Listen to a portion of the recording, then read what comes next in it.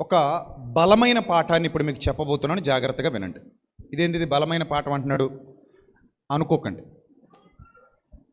బలహీనత, బలము రెండు కూడా విశ్వాస జీవితంలో చాలా ఇంపార్టెంట్. క్రైస్తవ్యం ప్రారంభమై 2000 ఇయర్స్ గడిచిపోయింది. 2000 ఇయర్స్ అంటే ఎన్ని ఎన్ని ఎన్ని మార్పులు జరగాలి, ఎంత పరిపూర్ణతలోనికి వెళ్ళాలి, ఎంత సర్వసత్యాన్ని విని బలపరచబడాలి. అవునా కదా? ఒక మనిషికి ఎదుగుదల రావడానికి 20 ఏళ్ళు సరిపోతుంది. 18 ఏళ్ళు మేజర్ అవడానికి గవర్నమెంట్ ఇచ్చింది. 18 ఏళ్ల తర్వాత మేజర్గా ప్రకటిస్తుంది గవర్నమెంట్. కానీ ఏళ్ళు గడిచిపోయినా కొంతమంది మేజర్లు అవ్వట్లేదట, ఇంకా మైనర్లుగానే ఉంటున్నారట. చూడ్డానికి మేజర్లకు కనబడుతున్నారట, కానీ బుద్ధిపూర్వకంగా ఎలా ఉంటున్నారట? మైనర్ల కంటే దారుణంగా ఉంటున్నారట. చూడ్డానికి మేజర్లు, బుద్ధికి మైనర్లు. ఈ మాట నేను చెప్పట్లా, ఎవరు చెప్తున్నారు? పౌలు చెప్తున్నాడు. ఎక్కడ చెప్తున్నాడు? హెబ్రీ పత్రిక తీయండి, బైబిల్ తీయండి. హెబ్రీ పత్రిక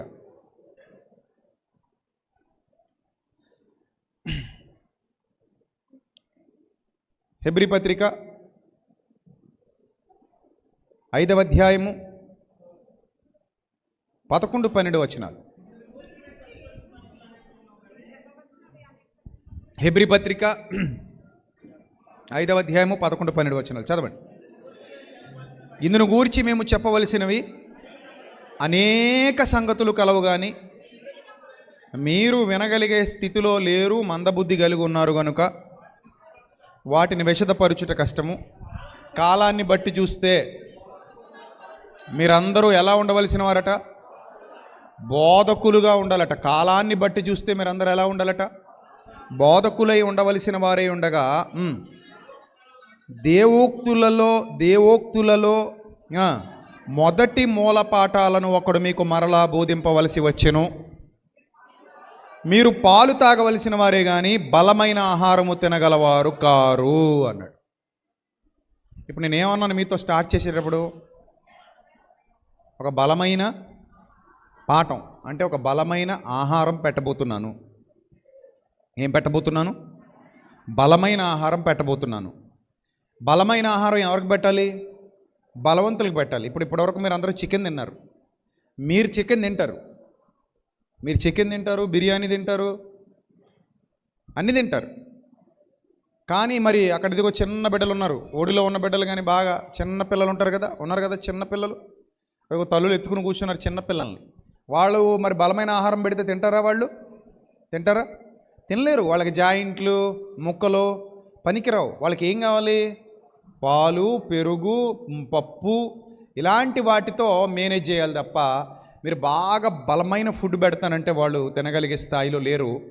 ఇక్కడ క్లాషెస్ ఎందుకు వస్తున్నాయంటే బలహీనులు బలవంతులు అనుకుని భ్రమపడటం వల్ల వస్తున్నాయి.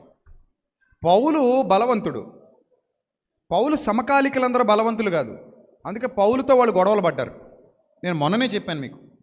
పౌలు ఏమన్నాడంటే సున్నతి పెద్ద ఇంపార్టెంట్ కాదు అన్నాడు. వాళ్ళు ఆజ్ఞను ధిక్కరిస్తావేంటి, సున్నతి లేకపోతే అలాగే యేసు ప్రభుకే సున్నతి చేశారు కదా అని గొడవకు దిగారు. అంటే ఇప్పుడు ఎవరు బలవంతులు బైబిల్ ప్రకారంగా, ఎవరు బలహీనులు? పౌలు బలవంతుడు, వాళ్ళందరూ ఎవరు? బలహీనులు.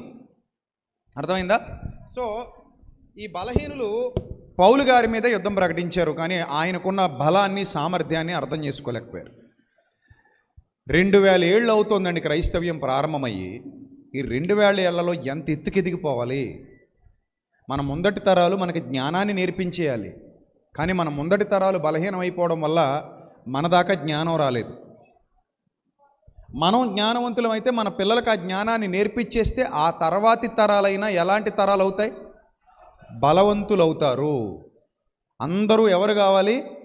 బలవంతులు కావాలి. దేవుని ఆలోచన అదే కదా. ఇప్పుడు మీరు చదువుకున్నారు కదా, దేవుని ఆలోచన ఏం చెప్తోంది? బలవంతులు అవ్వమని చెప్తోందా? బలహీనంగా ఉండి చచ్చిపోమని చెప్తోందా? ఏమని చెప్తోంది? బలవంతులు కావాలి. అందరూ బలవంతులు కావాలి, అందరూ శక్తిమంతులు కావాలి, అందరూ వాక్యంలో బాగా ఎదగాలి, పరిపూర్ణతలోనికి వెళ్ళాలి. అలాంటి శక్తివంతమైన ఆయుధాలుగా మీరందరూ మారాలని దేవుడు కోరుతున్నాడు. కానీ మన వాళ్ళు ఇంకా ఇంకా ఇంకా ఇంకా లో స్టేజ్కి దిగిపోతున్నారు తప్ప హయ్యర్ స్టేజెస్కి వెళ్ళలేకపోతున్నారు. ఇప్పుడు 10వ తరగతి చదివేశానండి, ఫస్ట్ క్లాసులో పాస్ అయ్యానండి అన్నవాడు, 10వ తరగతి ఫస్ట్ క్లాసులో పాస్ అయ్యానండి అన్నవాడు ఏం రాసేవరా 10వ తరగతి పరీక్షల్లో అంటే 2 2 4 2 3 6 అన్నాడు అనుకోండి, ఆశ్చర్యపోతామా? ఆశ్చర్యపోమా? అవునా కదా చెప్పండి. 2 2 4 2 3 6 అనేది 10వ తరగతిలో ఉండే పాఠమా అది? కాదు కదా. ఇప్పుడు మనకి ఎలా అనిపిస్తుంది అంటే, నాకు కొంతమందిని చూసినప్పుడు డిగ్రీ అయిపోయిందని చెప్తారు, డిగ్రీలో ఏం చదువుకున్నారంటే 2 2 4 2 3 6 అంటారు. పీజీ అయిపోయింది అంటారు, పీజీలో ఏం చదువుకున్నారంటే మళ్ళీ 2 2 4 2 3 6 అంటారు. లేకపోతే 2 4 8 అంటారు, 2 5 10 అంటారు, అక్కడ దాకా వెళ్ళామంటారు. వాళ్ళని చూస్తుంటే నాకు అనిపిస్తుంది, మీరు ఎప్పుడు ఎదుగుతారు, ఎప్పుడు పరిపూర్ణులు అవుతారు, ఎప్పుడు జ్ఞానవంతులు అవుతారు, ఎప్పుడు బలవంతులు అవుతారు? మాటలో కానీ, చూపులో కానీ, ఆలోచనలో కానీ, ఏదైనా క్రియలో కానీ, ఎవరికైనా ఏదైనా ఎక్స్ప్లెయిన్ చేస్తున్నప్పుడు కానీ, ఎవరికైనా ఏదైనా వివరిస్తున్నప్పుడు కానీ శక్తివంతులుగా మారాలి కదా, శక్తివంతమైన సాధనాలుగా మారాలి కదా. మీరు పెద్దవారి వలె ఆలోచించాలి కదా. నేను పిల్లవాడనే ఉన్నప్పుడు పిల్లవాని వలె యోచించి తిని, పిల్లవాని వలె మాట్లాడి తిని, ఇప్పుడు పెద్దవాడనై పిల్లవాని చేష్టలు మానివేసి తిని అన్నాడు పౌలు. అవునా? మన స్థాయి పెరుగుతున్నప్పుడు మన జ్ఞానం కూడా పెరగాలి. అందుకే బైబిల్ అంటోంది అనుభవ జ్ఞానము అంటుంది. ఏ జ్ఞానము? అనుభవ జ్ఞానము అంటుంది. రైట్. ఇప్పుడు మీకు కొన్ని విషయాలు చెప్తాను. పాత నిబంధనకి కొత్త నిబంధనకి చాలా వ్యత్యాసం ఉంది. పాత నిబంధన సర్వసత్యం కాదు. పాత నిబంధన ఏం కాదు? సర్వసత్యం కాదు. మరి సర్వసత్యం ఎక్కడుంది? ఎక్కడుంది? క్రొత్త నిబంధనలో ఉంది. ప్రకటన గ్రంథం పరిపూర్ణం అయ్యేసరికి క్రొత్త నిబంధనలో ప్రకటన గ్రంథం పరిపూర్ణం అయ్యేసరికి సర్వసత్యం ఆవిర్భవించింది. అంతవరకు పాత నిబంధనలో ఉన్నది సర్వసత్యం కాదు. ఒక పాయింట్ చెప్పనా? దేవదూతలనే దేవుడు అనుకున్నారట వాళ్ళు. వారు తెలియకయే దేవదూతలకు ఆతిథ్యము చేసిరి. దేవదూతలను కూడా అమ్మో ఈయన దేవుడేమో, దేవుని శక్తి, దేవుని బలం ఇదేనేమో అన్న భ్రమలో వాళ్ళు బతికేవారు. అసలు దేవదూతలంటే పెద్ద గౌరవం ఇచ్చేసేవారు వాళ్ళు. అప్పుడు వాళ్ళు అనేవారు, మీరు మాకు నమస్కారాలు ఏం చేయకండి, దేవుడికి చేయండి అంటారు. మేము మీకు బలిస్తామంటే బలులు అవి మాకు కాదు, ఎవరికి ఇవ్వాలి? మీరు దేవుడికి ఇవ్వాలి. బలులు తీసుకునే శక్తి అర్హత మాకు లేవు. మేము దేవదూతలం. అంటే దేవదూతలు అంటే అర్థం ఏంటి మన భాషలో? దేవదూతలు అంటే మన భాషలో, వాడుక భాషలో దేవుని యొక్క పని మనుషులు. అర్థమైందా? దేవుని యొక్క పని మనుషులు. ఇప్పుడు మీ ఇంట్లో పని మనిషి ఉందనుకోండి, యజమానురాలు గారు అని ఎవరైనా పని మనిషిని వచ్చి పిలిచారనుకోండి, మీ ఇద్దరు పక్కపక్క నిలబడి ఉన్నారు, మీ పని మనిషి మీరును. మీ ఇంటికి ఎవరో పెళ్లి కార్డు తీసుకొచ్చారు, అప్పుడు మీరు తీసుకోబోతున్నారు. అమ్మా నువ్వు ఉండమ్మా, మీ అమ్మగారిని బిల్లు అన్నారనుకో, నిన్ను చూసి ఏమైపోతావు? హట్ అయిపోవు? నేను కదా అమ్మగారిని, ఇది అమ్మగారు కాదు కదా అనుకుంటావు కదా. మరి ఇప్పుడు దేవదూతలని కూడా వాళ్ళు ఎలా చూసేవారంటే పనోళ్ళు. దేవదూతలు అంటే దేవుడికి పనోళ్ళు. దేవుడిని చూడడానికి కూడా భయం వేసి రెక్కలతో ముఖాలు కప్పుకునేవారట వాళ్ళు. అవి దేవదూతలు అంటే ఏమి గొప్పోళ్ళు కాదు, దేవుని పనోళ్ళు. దేవుడి దృష్టిలో దేవుని పనోళ్ళే వాళ్ళు కోటాను కోట్ల మంది ఉంటారని గ్రంథం చెప్తోంది. సో ఈ దేవదూతలకు కూడా మనుషులు అబ్బో గొప్పోళ్ళేమో, వీళ్ళే దేవుని స్వరూపాలేమో అన్నట్టుగా, వీళ్ళే దేవుని కుమారులేమో అన్నట్టుగా పాత నిబంధన కాలంలో భ్రమలో ఉండేవారు. అందుకే భోజనం చేసి వెళ్ళమని, బలిచ్చేస్తామని, అదని ఇదని అలాంటి ఆలోచన విధానం ఉండేది. క్రొత్త నిబంధనకు వచ్చిన తర్వాత దాన్ని మొత్తం చెరిపేసి కొత్త నిబంధనలు ఏమంటాడో తెలుసా? ఇన్నాళ్ళు మీరు ఏమనుకున్నారో నాకు తెలీదు, ఇన్నాళ్ళు దేవదూతల గురించి మీరు ఏం అర్థం చేసుకున్నారో నాకు తెలీదు, కానీ నా పిల్లలారా మీరు దేవదూతలకి తీర్పు తీరుస్తారు అన్నాడు. ఎంత గొప్ప విషయం అది! కొరింథీ పత్రికలో చెప్తాడు. మీరు ఎవరికి తీర్పు తీరుస్తారట? చూడండి, కొరింథీలకు రాసిన మొదటి పత్రిక 6వ అధ్యాయం 3 చదవండి.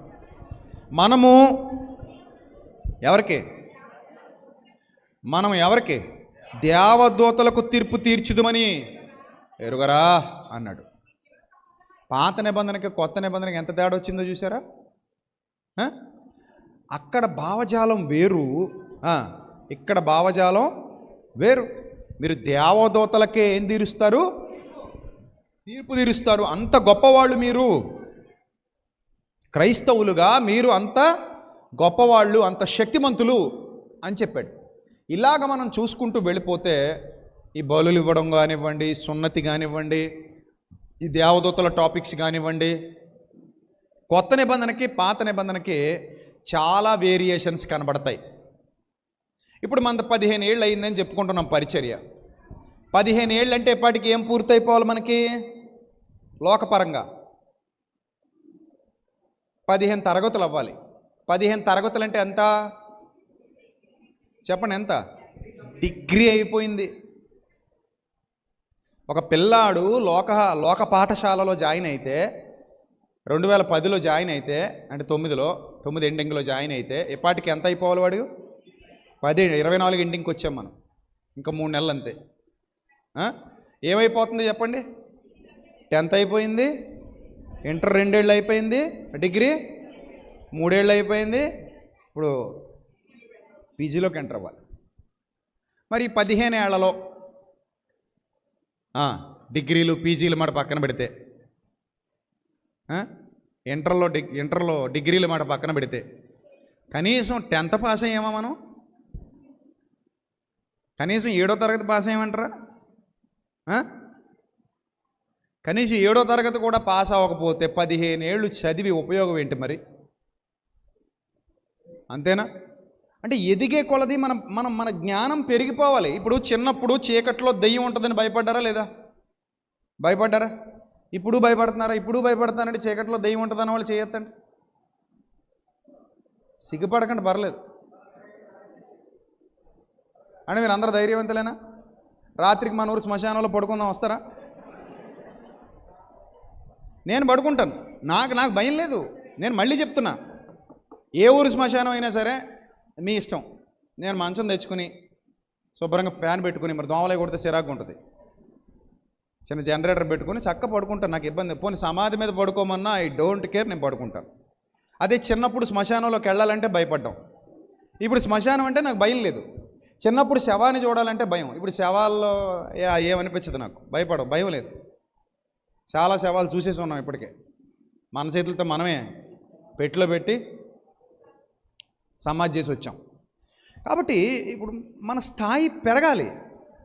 చిన్నప్పటిలాగే ఉండిపోతానంటే ఎలా కుదురుతుంది? చిన్నప్పుడు కప్పన్నా భయమే, బల్లి మీద పడినా భయమే, అన్నిటికీ భయమే. ఇప్పుడు ఏం లేవు, ఏముండదు. కప్పలు, తాబేళ్ళు, బల్లులు ఎందుకు భయపడతాం? వాటికి అవేం చేస్తాయి? ఏం చేయవు. ఇంకా పావుకు భయపడ్డామంటే ఒక అర్థం ఉంది. ఎందుకు? ఏత్తది కాబట్టి. అది కూడా అన్ని పాములు వెయ్యు. పాము కూడా అదేం కావాలని వేయదు, దానికి భయం వేసి మనం ఏమైనా తొక్కినా ఏమైనా చేసినా భయం వేసి కట్ట ఖర్చు తప్ప మౌనం కూడా దాని దారినది పోతుంది. దానికి నువ్వంటే అసలు భయం, దానికి అది నీకు తెలదు. తెలుసా నీకు పాయింట్?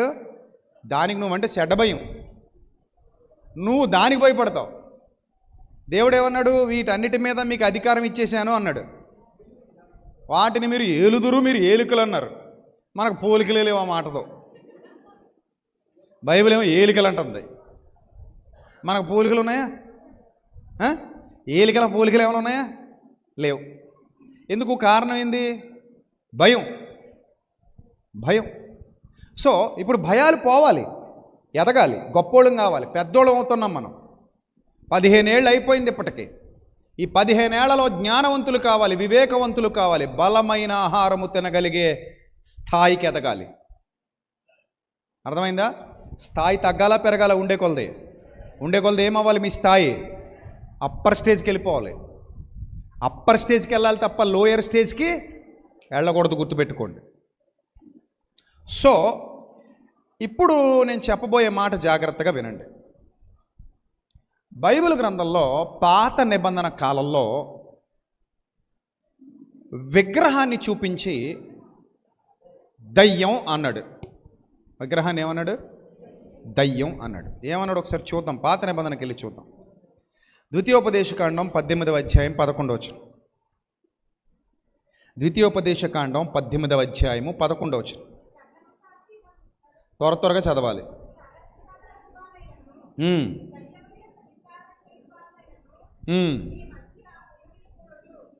కర్ణపిశాచి నడుగువానినైనను దయ్యముల యొద్ద విచారణ చేయువానినైనను మీ మధ్య ఉండనీయకూడదు. వీటిని చేయు ప్రతివాడు యెహోవాకు హేయుడు.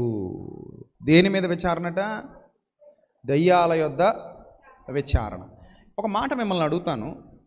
దయ్యాల యొద్ద విచారణ అంటే కర్ణపిశాచాలు సోది చెప్పేటోళ్ళు వీళ్ళ గురించి మాట్లాడుతున్న మాటలు ఇవి. ఇప్పుడు కూడా వాళ్ళు ఉన్నారు.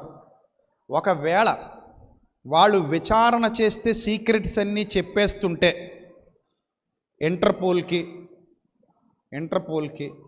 సిబిఐ వాళ్ళకి, మన దేశంలో ఉన్న ఇంటర్పోల్కి, సిబిఐ ఇన్వెస్టిగేషన్ చేసే వాళ్ళకి, పోలీస్ డిపార్ట్మెంట్కి వాళ్ళు చాలా ఉపయోగపడాలి కదా. ఆలోచించారు ఎప్పుడైనా? చాలా ఉపయోగపడాలి. ఇప్పుడు తేలని కేసులు కోర్టుల్లో, పోలీస్ స్టేషన్లలో కోట్ల కొలది ఉన్నాయి.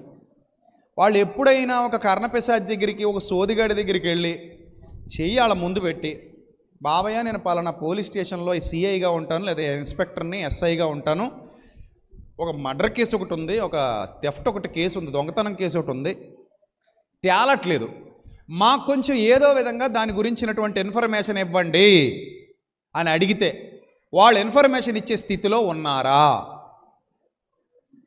ఎక్కడైనా చూసారా? పోనీ లేదు. అంటే జ్ఞానం పెరిగింది, చట్టాలు అభివృద్ధి చెందాయి, రాజ్యాంగం రాయబడింది, ప్రతి వారు కంప్యూటర్ యుగంలోకి వచ్చాం. అయినా కూడా కొన్ని చోట్ల మూఢ విశ్వాసాలు కనబడుతున్నాయి. కానీ హయ్యర్ అఫీషియల్స్ ఎవ్వరు కూడా వాళ్ళ దగ్గరికి వెళ్ళి, ఏమండి కర్ణపిశాచి గారు, లేకపోతే సోదెగాండ్రు, మాకు సీక్రెట్స్ కొన్ని రివీల్ అవ్వాలి, చేతిలో మీరు పసరు రాస్తారో ఎసరెడతారో మాకు తెలీదు, మొత్తం మీద మాకు సీక్రెట్ చెప్పండి అని అడిగితే చెప్పగలిగే సామర్థ్యం ఉందా? నిజంగా చెప్పగలరా? చెప్పలేరు. ప్రాక్టికల్గా మనం చూడగలమా? చూడలేం. కానీ కొన్ని గాలి మాటలు చెప్పేస్తారు, అవి నమ్మేసి ఇళ్లల్లో గొడవలు పెట్టేసుకుంటుంటారు. ఇప్పుడు ఎందుకు ఈ విషయాన్ని చెప్పాడంటే, నిజంగా వాళ్ళు దయ్యాలు కాదు, నిజంగా వాళ్ళ దగ్గర విచారణ లేదు, వాళ్ళేమీ నిజంగా జ్ఞానం చెప్పగలిగే సామర్థ్యం లేదు, మూఢ నమ్మకాన్ని కలిగి ఉన్నారు. ఆ మూఢ నమ్మకాన్ని చాలా బలంగా నమ్ముతున్నారు. అందుకు ఆ మూఢనమ్మకాన్ని తొలగించడానికి దేవుడు ఆ అజ్ఞాన కాలంలో, ధర్మశాస్త్ర కాలంలో వాళ్ళకి ఏం చెప్తున్నాడంటే, నాయన దయ్యాల యొద్ద విచారణ చేయువానినైనను మీ మధ్య ఉండనివ్వకండి అని దాన్ని ఏమని పోల్చాడు? దయ్యాలు అన్నాడు. ఇప్పుడు దయ్యాలు అన్నాడు కాబట్టి నిజంగానే వాళ్ళ శక్తులు ఉన్నాయి వాళ్ళ దగ్గర, నిజంగానే వాళ్ళ దగ్గర దయ్యాలు ఉంటాయి, వాళ్ళు భవిష్యత్తు చెప్పేస్తారు, చేతిలో పసరేసి చెప్పేస్తారు, లేదేదో పుల్లముక్కతో ఇలాగనుకొని సోది చెబుతామని చెప్పేస్తారు అనుకుంటే అది మన అవివేకం. వాళ్ళు ఏమీ చెప్పలేరు. మళ్ళీ చెప్తున్నా, వాళ్ళు ఏమీ చెప్పలేరు, వాళ్ళకి ఏమీ రాదు. కానీ ఇప్పటికీ కొంతమంది నమ్ముతారు వాటిని. నమ్ముతారా? నమ్మరా? నమ్ముతారు. అని ఎదగలేదు వాళ్ళు. ఎదిగిన వాడైతే నమ్మడు, ఎదగనివాడు నమ్ముతాడు. రైట్. ఇక మరికొన్ని మాటలు చూద్దాం. ద్వితీయోపదేశకాండం 32వ అధ్యాయము 17వ వచనం. ద్వితీయోపదేశకాండం 32వ అధ్యాయము 17వ వచనం చూడండి జాగ్రత్తగా. వారు దేవత్వము లేని దయ్యములకు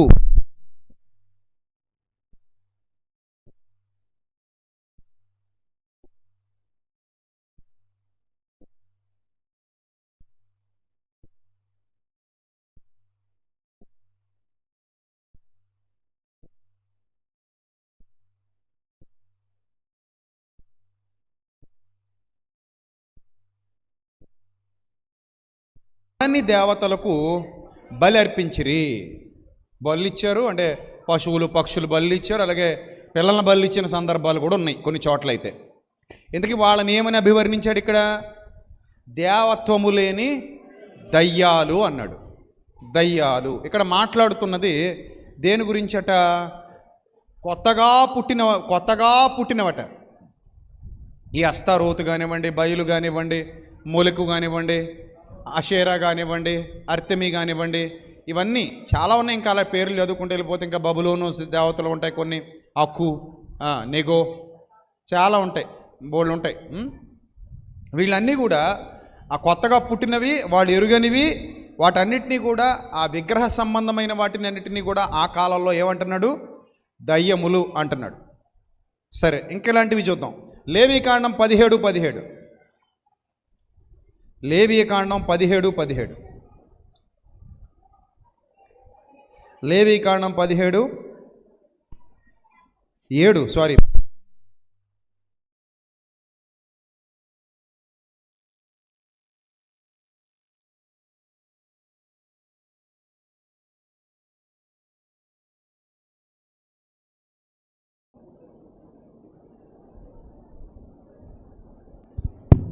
లేవీకాండం 17:7. వారు వ్యభిచారులై అనుసరించుచూ వచ్చిన దయ్యముల పేరట వధించినట్లు. అవి ప్రాంతాల్లో కొంతమంది మూఢత్వంలో ఉన్నవాళ్ళు, అజ్ఞానంలో ఉన్నవాళ్ళు, మూఢనమ్మకాలకు బలైపోతున్న వాళ్ళు చేస్తూ ఉంటారు. అర్థమైందా? సో అలాంటి అజ్ఞానంలో ఆ రోజుల్లో వీళ్ళు ఉండేవారు, చేశారట. అలా చేసినట్టుగా మనకి ఇక్కడ ఆధారం కనబడుతుంది. రైటా? రైట్. ఇది పాత నిబంధనలో వాళ్ళు నమ్మినటువంటి భావజాలం అమ్మ, వాళ్ళు నమ్మినటువంటి భావజాలం. అంటే ఎన్ని సంవత్సరాల క్రిందట? దాదాపు 3000 సంవత్సరాలు అవుతుందన్నమాట. దగ్గర 3000, 3600 మధ్యకాలంలో సందర్భాలు ఇవి. నేటికి ఎన్ని వేలు? 3000, 3600 సంవత్సరాల క్రిందట మనుష్యుల యొక్క ఆలోచన విధానం ఇలా ఉండేది. నిజం అనుకోండి, అది ఎప్పటికీ మారదు.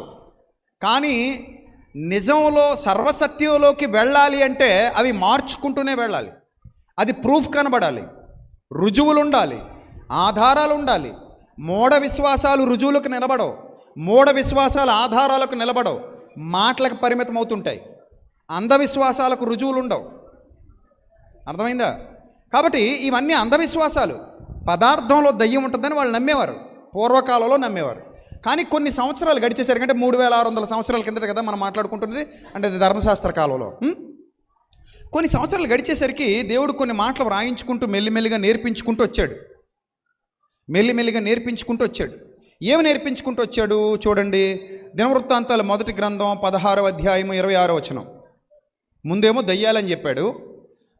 దయ్యాలని చెప్పాడు. తర్వాత ఏం చెప్తున్నాడు? దినవృత్తాంతాల 1వ గ్రంథం 16:26.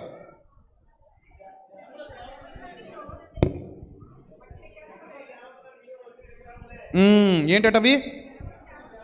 జనముల అంటే ఆ రోజున్న అమోరీలు కానివ్వండి, కనానీయులు కానివ్వండి, ఇంకెవరైతే అన్యజనులు ఉన్నారో వాళ్ళ గురించి మాట్లాడుతున్నాడు. పాత నిబంధన కాలంలో వాళ్ళు తయారు చేసినటువంటి పదార్థ సంబంధమైన ప్రతిమలన్నీ ఏంటట? వట్టివి అన్నాడు. వట్టి బొమ్మలు, వట్టివి అన్నాడు. వట్టివి అన్నాడా, గట్టివి అన్నాడా?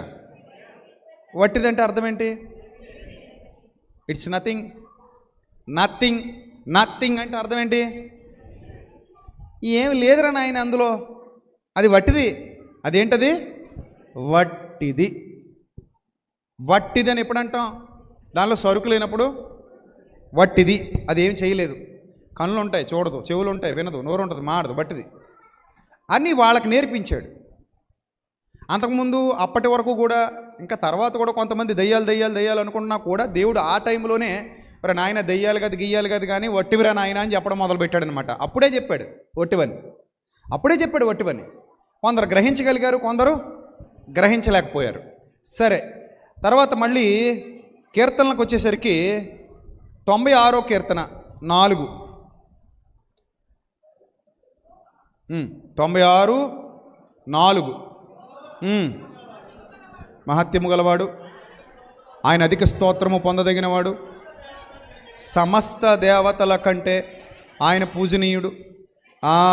జనములంటే ఆ రోజుల్లో ఉన్నవాళ్ళు వేటినైతే అస్తారోతు, మెలకు, మొలకు ఇలాంటి వాటిని రెడీ చేసి పెట్టుకున్నారో వాళ్ళందరి గురించి మాట్లాడుతూ వట్టి విగ్రహములే అవి పదార్థము అన్నాడు. వాటిని అవి వట్టివి అన్నాడు. గట్టివి అనలేదు. ఏమన్నాడు? వట్టివి అన్నాడు. రైట్. ఇంకో మాట చూద్దాం. అదే కీర్తనల గ్రంథం 135 కీర్తన 15 వచనం. 135:15. ఆ వెండిదైనా బంగారుదైనా మనిషి చేతి పనది అన్నాడు. అది వెండిదైనా బంగారుదైనా ఎవరి చేతి పనట? మనిషి చేతి పని.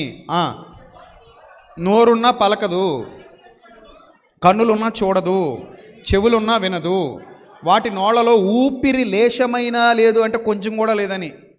ఊపిరి లేశం, ముక్కు ఉంటుంది కానీ ఊపిరి ఉండదు, నోరు ఉంటుంది కానీ ఊపిరి ఉండదు. వాటిని చేయువారు వాటి యందు నమ్మిక యుంచువారందరూ వాటితో సమానులగుదురు. అంటే మీరు అవి కూడా ఒకటేరా నాయన, మీకు బుర్రలేదు వాటికి బుర్రలేదు. కాబట్టి ఒక దూడం చేయమని చెప్పి అహరోన్ దగ్గరికి వచ్చినప్పుడు మీరు ఏదైతే ఆలోచన కలిగి ఉన్నారో, ఎప్పటికీ అలాంటి ఆలోచనలే కలిగి ఉన్నారు. వట్టిది వట్టిది వట్టిది, అందులో ఏమీ లేదు. 115:4 కీర్తన 115:4 కీర్తన 115:4 సేమ్ ఇదే వచనం అక్కడ కూడా ఉంది. చదివేయండి. వెండి బంగారువు మనిషి చేతి పని, నోరుండి పలకదు, కనులుండి చూడదు, చెవులుండి వినవు, ముక్కులుండి వాసన చూడవు, చేతులుండి ముట్టుకోవు, పాదాలుండి నడవు, గొంతుకున్న మాట ఉండదు. వాటిని చేయువారు వాటి యందు నమ్మికుంచి వారందరూ వాటి వంటి వారై ఉన్నారు. ఇశ్రాయేలీయులారా యెహోవాను నమ్ముకొనుడి అని ఉంటుంది ఇక్కడ. అంటే ఇశ్రాయేలీయులకి దాదాపు నేటికి 3000 సంవత్సరాల క్రిందట కీర్తనల్లో, అంటే పాటల్లో కూడా జ్ఞానం బోధించబడింది. అంటే దీన్ని బట్టి మీకు ఏమర్థమైంది? పదార్థంలో ఏముండదు, పదార్థంలో ఏముండదు, దయ్యం ఉండదు. అది ఎవరి చేతి పని? దేవుని చేతి పని. ఏది? పదార్థం. ఈ పదార్థాన్ని తీసుకొచ్చి ఒక ఆకారం ఇచ్చేది ఎవరి పని? మనిషి పని. దేవుని పనిలోని పదార్థాన్ని తీసుకొని మనిషి ఆకృతిని కల్పించి ఈ ఆకృతిని ఆరాధించడం మొదలుపెట్టినప్పుడు పాత నిబంధన కాలంలో నాయన దయ్యాలకు బలిస్తున్నారు ఏంది అన్నాడు. అంటే మీ భావజాలం డీమన్స్ భావజాలం, ఈవిల్ స్పిరిట్. అది ఆ ఆలోచనే తప్పు, మీకు వచ్చిన ఆలోచన తప్పు. మీకు ఆ ఆలోచన పుట్టించినోడు దయ్యం, మీ చేతిలో ఉన్న దయ్యం కాదు. నిజానికి దయ్యం ఎక్కడున్నాడు? ఆ బొమ్మ వెనకాల ఉన్నాడా, నీ వెనకాల ఉన్నాడా? బొమ్మలో ఉండడు, నీ హృదయంలో దూరాడు వాడు. బొమ్మలో ఉండడు, ఎక్కడుంటాడు? నువ్వు అది చేసి నీ పిల్లల్నే బలివ్వడానికి సిద్ధపడ్డావంటే ఆ బొమ్మలో లేడు, మరి ఎక్కడున్నాడు? ఆ దూడలో లేడు, మరి ఎక్కడున్నాడు? ఆ మెలుకులో లేడు, మొలకులో లేడు, ఎక్కడున్నాడు? నీ హృదయంలో ఉన్నాడు గనక నువ్వు బలేసావు. ఇప్పుడు చెప్పండి, దయ్యం ఎక్కడున్నాడు? మొలకు అనే ఆ బొమ్మలో ఉన్నాడా? అస్తారోత్ అనే ఆ బొమ్మలో ఉన్నాడా?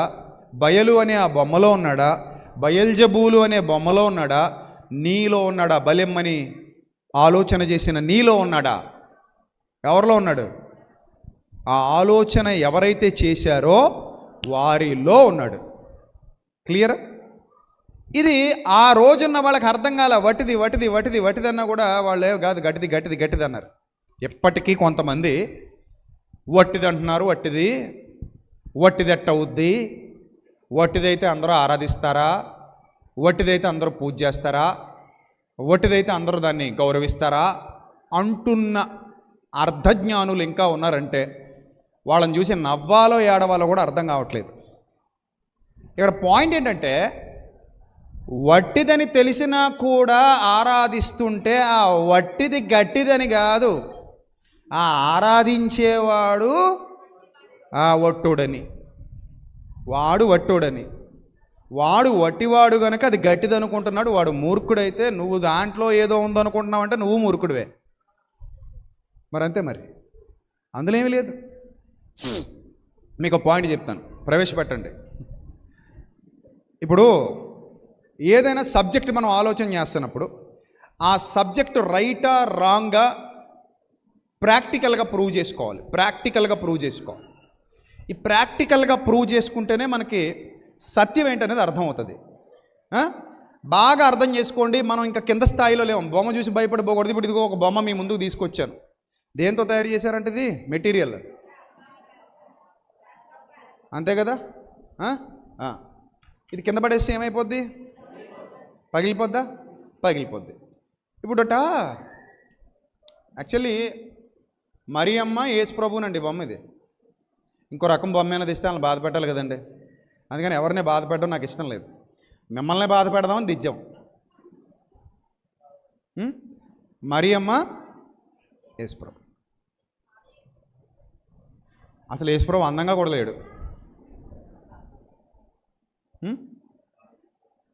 ఇది ఎవరో తయారు చేశారు, ఎవరో తయారు చేశారు. ఇలాంటివి రోజుకు 100 చేస్తారు వాళ్ళు. అచ్చుల మీద అచ్చులు, అచ్చుల మీద అచ్చులు వేస్తూనే ఉంటారు. ఇలాంటివి 100లు 1000 చేస్తారు వాళ్ళు. ఇప్పుడు ఇది పట్టుకొచ్చి దీన్ని ఆరాధిస్తున్నామంటే ఇది వట్టిదా గట్టిదా? మీరు ఎంతసేపు ఇక్కడ ప్రార్థన చేసినా ఇందులోంచి ఏ సమాధానం రాదు. కేవలం మట్టి మరియ బొమ్మ. అలాగే ఇక్కడ యేసుప్రభువుగా భావిస్తున్న ఈయన నిజంగా యేసుప్రభు ఏమీ కాదు. పడిపోతే యేసుప్రభు పగిలిపోతాడు. ఇక్కడ ఫ్రాంక్గా మాట్లాడుకోవాలి, నిజాలు మాట్లాడుకోవాలి. పడిపోతే ఇక్కడ యేసుప్రభు ఏమవుతాడు? పగిలిపోతాడు. పడిపోతే మరియమ్మ ఏమవుతుంది? పగిలిపోతుంది. కాబట్టి ఇక్కడ ఏ శక్తి లేదు, ఇక్కడ ఏ శక్తి లేదు. కానీనట దీన్ని బొమ్మ తయారు చేసినప్పుడు ఇందులో ఏ శక్తి ఉండదట. బొమ్మ తయారు చేసినప్పుడు ఇందులో ఏ శక్తి ఉండదట. దీన్నట చేసేసి తెచ్చేలా పెట్టి దీనికి ఏదో అభిషేకం చేస్తారట. మరి వీడు ఏం చేస్తాడు? అభిషేకం అభిషేకం చేశాడు, దీనికి ఏదో ప్రతిష్ఠ చేస్తాడట. చేశాక అప్పుడు దీనికి పవర్ వచ్చేద్దట. ఎక్కడుందిరా బిడ్డ బైబిల్లో? ఎక్కడుంది బైబిల్లో? ఎక్కడా లేదు బైబిల్లో. అభిషేకం చేసేంత వరకు పవర్ ఉండదు, కానీ అభిషేకం చేశాక పవర్ వచ్చేస్తుంది. ప్రతిష్ఠ చేసేంత వరకు పవర్ ఉండదు, కానీ ప్రతిష్ఠ చేసి ఆరాధించడం మొదలు పెట్టాక పవర్ వచ్చేద్దట. ఎక్కడి నుంచి వస్తుంది పవరు? ఎవడిస్తాడు పవరు? పవర్ ఎవరివ్వాలి? దేవుడు ఇవ్వాలి. వీటికి పవర్ ఎక్కడి నుంచి వస్తుంది? రాదు. ఇలాంటి గాలి మాటలు చెప్పడం వల్ల వాటి దగ్గరికి వెళ్ళగానే మన వాళ్ళు ఎప్పటికేమైపోతున్నారు? అయ్య బాబాయ్, అయ్య బాబాయ్ తాకండి బాబాయ్, మేము ముట్టుకోం బాబాయ్. ముట్టుకుంటే ఏమైపోద్ది? పట్టుకుంటే ఏమైపోద్ది? ఏమవుతుంది? అర్థమైందా? బాగా అర్థం చేసుకోండి. జ్ఞానం ఎదగాలి. బైబిల్ గ్రంథం ఏ స్థాయికి మనల్ని తీసుకెళ్ళాలంటుందంటే బలమైన ఆహారం తినగలిగే స్థాయికి వెళ్ళాలని బైబిల్ చెప్తోంది. మనం ఏమనుకుంటున్నామంటే ఇంకా బలహీనంగానే ఉండాలనుకుంటున్నాం. సాతాను కొంతమందిని ఎన్నుకొని ఇది సత్యం అన్నట్టుగా భ్రమకు గురి చేస్తూ మిమ్మల్ని ఎల్కేజీలోనే ఉంచాలనుకుంటున్నాడు వాడు. మీరు ఎల్కేజీలో ఉండకూడదు, పీజీ స్థాయికి వెళ్ళాలి. గుర్తుపెట్టుకోండి, మీరు ఎల్కేజీ పిల్లలుగా ఉండిపోకూడదు. నేను చెప్తున్నాను కదా, ఇలాంటి ఎన్ని విగ్రహాలు మనం తయారు చేసినా మీ ప్రార్థనలకు ఇవి జవాబు ఇవ్వలేవు.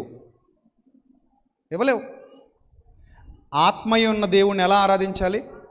ఆత్మతో సత్యంతో ఆరాధించాలి. ఇంకా దీనికి మళ్ళీ పైపచ్చి ఏం చెప్తారంటే సాతాను కోరికట దీని వెనకాలుండి ఆరాధింపబడటం. గాడిది గుడ్డేం కాదు. దీని వెనకాలుండి ఆరాధింపబడాలని సాతాను అనుకుంటాడా? వాడు దీని వెనకాలుండి ఆరాధింపబడాలనుకోవట్లేదు. మీ యొద్దకు దిగి వచ్చి ఉన్నాడు ఎవరిని మింగుదునా అని. వాడు మీ హృదయాన్ని ఆక్యుపై చేయాలనుకుంటున్నాడు. ఈ దొంగ మాటలు విని మోసపోకండి. వాడు మీ హృదయాన్ని ఆక్యుపై చేయాలనుకుంటున్నాడు. ఇక్కడ పిచ్చి మాటలని మీకు చెప్పించేది కూడా అందుకే. మీ హృదయాన్ని ఆక్యుపై చేస్తాడు అపవాది. సాతాను వాని హృదయములో ఆలోచన పుట్టించాడు ఇస్కరియోతు యోధ హృదయంలో. మీరు యోహాను సువార్త 13వ అధ్యాయంలో చదువుకుంటారు. దేవుడు హృదయాన్ని కావాలని కోరుకుంటున్నాడు, సాతాను కూడా హృదయాన్ని కావాలని కోరుకుంటున్నాడు. వాడి టార్గెట్ అదే. వాడు ఎక్కడెందుకు నివాసం చేస్తాడండి? ఎవనిని మింగుదునా అని గర్జించు సింహము వలె వాడు ఏం చేస్తున్నాడు? వెతుకుచూ తిరుగులాడుచున్నాడు. అసలు అపవిత్రాత్మ ఎక్కడ ఉండడానికి ఇష్టపడతాడో ఒకసారి చూద్దాం. లూకాసు వార్త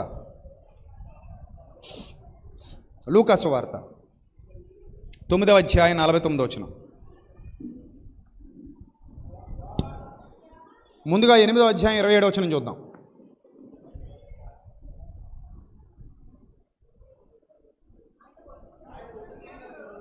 లూకాసు వార్త 8వ అధ్యాయము 27 చదవండి. ఆయన ఒడ్డున దిగినప్పుడు ఆ ఊరివాడొకడు ఆయనకు ఎదురుగా వచ్చెను. వాడు దయ్యములు పట్టినవాడే, బహుకాలము నుండి బట్టలు కట్టుకొనక సమాధులలోనే కానీ ఇంటిలో ఉండువాడు కాడు. చూసారా, దయ్యం ఎక్కడ ఉండడానికి ఇష్టపడుతుంది? మనిషిలో, విగ్రహంలో కాదు. ఎక్కడ? మనిషిలో. ఒక మనిషిని పట్టాలని వాడు అనుకున్నాడు. ఒక మనిషి ఆలోచనలను మార్చాలనుకున్నాడు. యోహాను సువార్త 13వ అధ్యాయం, యోహాను సువార్త 13వ అధ్యాయం 2 యోహాను సువార్త 13వ అధ్యాయం 2. వారు భోజనము చేయుచుండగా ఆయనను అప్పగించాలని సీమోను కుమారుడిగా ఇస్కరియోతు యోధ హృదయంలో అపవాది ఇంతకు ముందు ఆలోచన పుట్టించి ఉండెను. అర్థమైందా? అపవాది ఒకవేళ బొమ్మలో ఉండి ఆరాధించబడాలనుకుంటే, దేవుడు కూడా అదే బొమ్మలో ఉండి ఆరాధించబడాలనుకుంటే ఇంక తప్పే ఉంది. అప్పుడు ఆత్మ ఎందుకు బొమ్మలో ఉండాలనుకుంటుంది? ఇదేనా సినిమానా? ఇక్కడ ఏమనుంది క్లియర్గా? ఒక మనిషి యొక్క హృదయంలో ఆలోచన పుట్టిస్తుందంటే హృదయంలోకి వెళ్ళిపోతున్నాడా లేదా అపవాది? 13వ అధ్యాయం 3వ వచనంలో 2వ వచనంలో ఏమనుంది? అక్కడ ఎక్కడికి వెళ్ళిపోతున్నాడు? ఆడికి యాక్సెస్ ఉంది. ఎక్కడికి వెళ్ళిపోవడానికి? మానవుడు హృదయంలోకి వెళ్ళిపోవడానికి ఆడికి యాక్సెస్ ఉన్నప్పుడు బొమ్మ వెనకాల ఉండి ఆరాధింపబడాలని ఎందుకు అనుకుంటాడండి వాడు? దీని వెనకాల ఉండడు. ఇలా చేసి మిమ్మల్ని దారి తప్పించాలనుకునే వాళ్ళ వెనకాల ఉంటాడు వాడు. అక్కడ కూడా ఎక్కడున్నట్టు? బొమ్మలో ఉన్నట్ట, మనిషి హృదయంలో ఉన్నట్ట? అది కదా. ఇలా చేసి మనల్ని దారి తప్పించాలనుకునేవాడి హృదయంలో ఉండాలనుకుంటాడు తప్ప పదార్థంలో అపవాది ఉండడు, పదార్థంలో దేవుడు ఉండడు. ఆయన గుడి గోడలలో ఉండేవాడు కాడు, హృదయాలలో ఉంటాడు. అందుకే హృదయం అనే తలుపుల వద్ద నిలబడి ఏం చేస్తున్నాడట? తట్టుచున్నాడట. కాబట్టి ఎదగాలి. ఎంత ఎదగాలంటే, శిష్యులు కూడా ఒకప్పుడు ఇలాంటి వాటికి భయపడేవారు. అప్పుడు దేవుడు వాళ్ళని ఏం చేశారంటే, నాయనా, దయ్యాలు అనేవి పదార్థాలలో ఉండవు, మీరు చేసుకున్నటువంటి బొమ్మలలో, ఇలాంటి బొమ్మలలో ఉండవు, లేకపోతే ఇంకే బొమ్మలైనా సరే బొమ్మలకు పరిమితం కావు. అవి పడేస్తే పగిలిపోయే వాటిలో పదార్థాల్లో ఆత్మలు ఎందుకు ఉంటాయి? ఆత్మలు ఇక్కడికి రావునైనా. ఆత్మ ఎప్పుడు కూడా, దురాత్మ ఎప్పుడు మనిషి హృదయాన్నే టార్గెట్ చేస్తాడు. దేవుని ఆత్మ కూడా మనిషి హృదయంలోనే ఉండాలనుకుంటాడు. నీ హృదయంలో ఎవరికి చోటిస్తావో వాళ్ళను నువ్వు కలిగి ఉంటావు. కాబట్టి ఈ చిల్లర మాటలు ఎవడైతే చెప్తున్నాడో వాడిని పట్టించుకోవద్దు. మీరు శక్తివంతమైన దేవుని జ్ఞానానికి పాత్రులు అవ్వండి. వాళ్ళు ఇంకా ఎదగలేదు, బచ్చాలు, పిల్లలు, బలహీనులు, ఇలాంటి మాటలు చెప్పేవాళ్ళు. ఎదగాలి, జ్ఞానవంతులు అవ్వాలి. ఇప్పుడు మీరు అనుకోవచ్చు, మరి కొత్త నిబంధనలో కూడా ఇలాంటి భావజాలం వాడబడింది కదండి అని అనొచ్చేది. కొరింథీయులకు రాసిన మొదటి పత్రిక 10వ అధ్యాయం 19-21 వచనాలు. 19-21 వచనాలు. కొరింథీయులకు రాసిన మొదటి పత్రిక 10వ అధ్యాయము 19-21 వచనాలు. ఏమనుంది అక్కడ?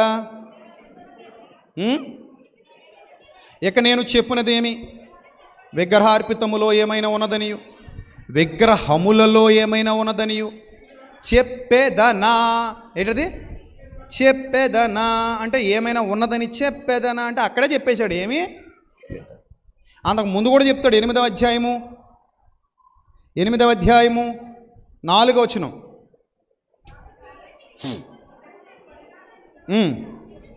లోకమందు విగ్రహము వట్టిది ఎన్నిసార్లు చెప్పినా అది చెప్తాడు. ఇక్కడ కూడా అది చెప్తున్నాడు, వట్టిదని చెప్తున్నాడు. చూడండి 19వ వచనంలో ఏమని చెప్పాడు? ఏమైనా ఉన్నదని చెప్పేదనా? లేదు కానీ, అందులో ఏమీ లేదు కానీ అన్నాడంటే ఇంకేదో కొత్త విషయం చెప్పబోతున్నాడు అనమాట. అంతకుముందు చెప్పింది అబద్ధమనా? ఇప్పుడు వట్టిది అంటుంది, బైబిల్ అంటుందా, మనం అంటున్నావా? కదా. తర్వాత ఏమైనా చెప్పబోతున్నాడనా? కాదు. తర్వాత కూడా ఏమీ లేదు. చూడండి, లేదు కానీ అన్యజనులు అర్పించు బలులు దేవునికి కాదు, దయ్యములకు. ఇదే పదం పాత నిబంధనలో కూడా వాడాడు. ఇంకా అదే మూఢ విశ్వాసంలో ఉన్నాడు కాబట్టి ఇక్కడ కూడా మళ్ళీ అదే పదం వాడుతున్నాడు. ఎందుకంటే వీళ్ళకి ఆ పాత నిబంధన మూఢనమ్మకాల ఆ ప్రజలు ఎలాగైతే ఉండేవారో, పాత నిబంధన కాలంలో మూఢనమ్మకాలు కలిగినటువంటి ప్రజలు ఎవరైతే ఉండేవారో అలాంటి ప్రజలే ఇక్కడ పౌలు గారికి తారసపడ్డారు. ఇంకా సర్వసత్యం వచ్చిన కాలం కాదది. మెల్లిమెల్లిగా సత్యం రాయబడతా ఉంది. ఆ కాలంలో వాళ్ళకి అర్థం చేయించడానికి, నాయన వారు దేవునికి కాదు, దేనికి? దయ్యములకే అంటే పదార్థంలో దయ్యం ఉందని కాదు, ఆ పైనే చెప్పాడు ఏమీ లేదని. మళ్ళీ ఉందని ఎందుకంటాడు అంటే దయ్యములకే అన్న పదప్రయోగం ఎందుకు చేయబడుతుందంటే ఆ మనిషికి ప్రేరేపణ పుట్టించేది దయ్యం కాబట్టి, మూలం దయ్యం కాబట్టి, వాడికి ఆలోచన ఇచ్చింది దయ్యం కాబట్టి. ఇప్పుడు ఇస్కరియోతు యూదా హృదయంలో ఆలోచన పుట్టించింది ఎవరని చదువుకున్నాం మనం యోహాను సువార్త 13వ అధ్యాయంలో. ఆ అపవాది అనగా దయ్యము. అర్థమైందా? అంటే ఇందులోకి ఏదో బొమ్మలోకి దయ్యం వచ్చేసిందని కాదు. ఈ ఆలోచన ఎవడైతే కలిగి ఆ బలి అర్పణ చేస్తున్నాడో వాళ్ళలో ఉంది దయ్యం, అందుకని వాళ్ళు అర్పిస్తున్నారు అని చెప్తాడు అక్కడ. మనం బైబిల్ చదివేటప్పుడు చాలా శ్రద్ధగా జాగ్రత్తగా చదవాలి. పదార్థంలో ఏదో శక్తి ఉందనే నమ్మకాలు వద్దు మనకి. శక్తి మానవ హృదయంలోనికే వస్తుంది తప్ప పదార్థంలో ఏ శక్తి ఉండదు. క్లియర్?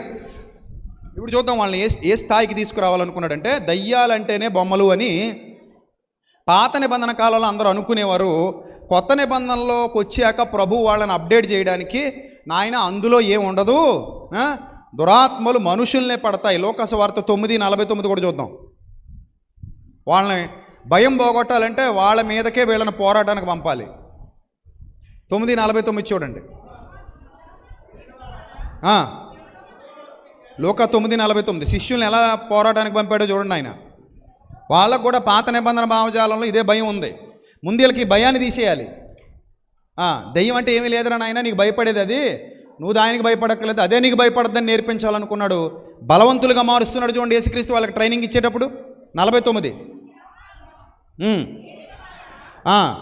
ఎవడో ఒకడు నీ పేరట దయ్యములను వెళ్ళగొట్టగా మేము చూచితిమి, వాడు మనలను వెంబడించి వాడు కాడు గనుక వాడిని ఆటంకపరిచితమని చెప్పిరి.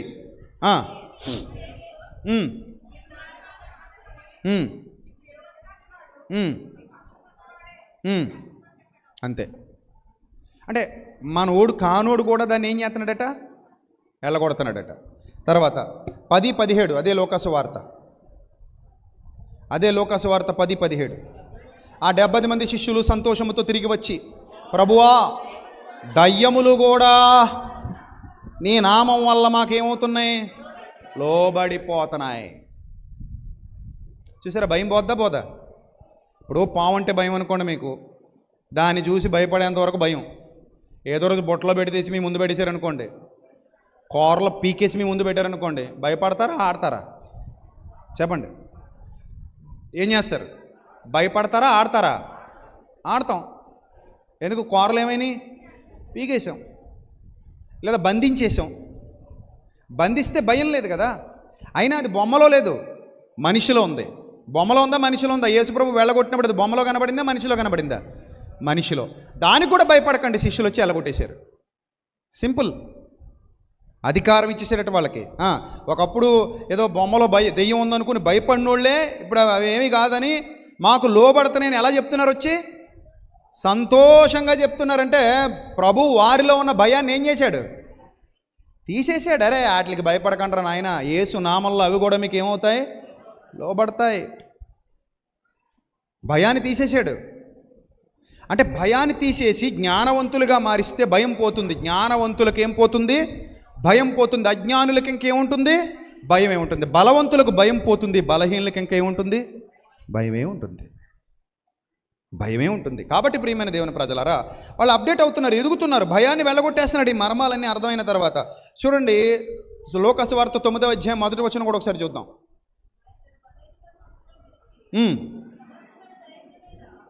లోకాసు వార్త 9:1. ఆయన తన 12 మంది శిష్యులను పిలిచి సమస్తమైన దయ్యముల మీద శక్తిని అధికారమును ఏమన్నాడు?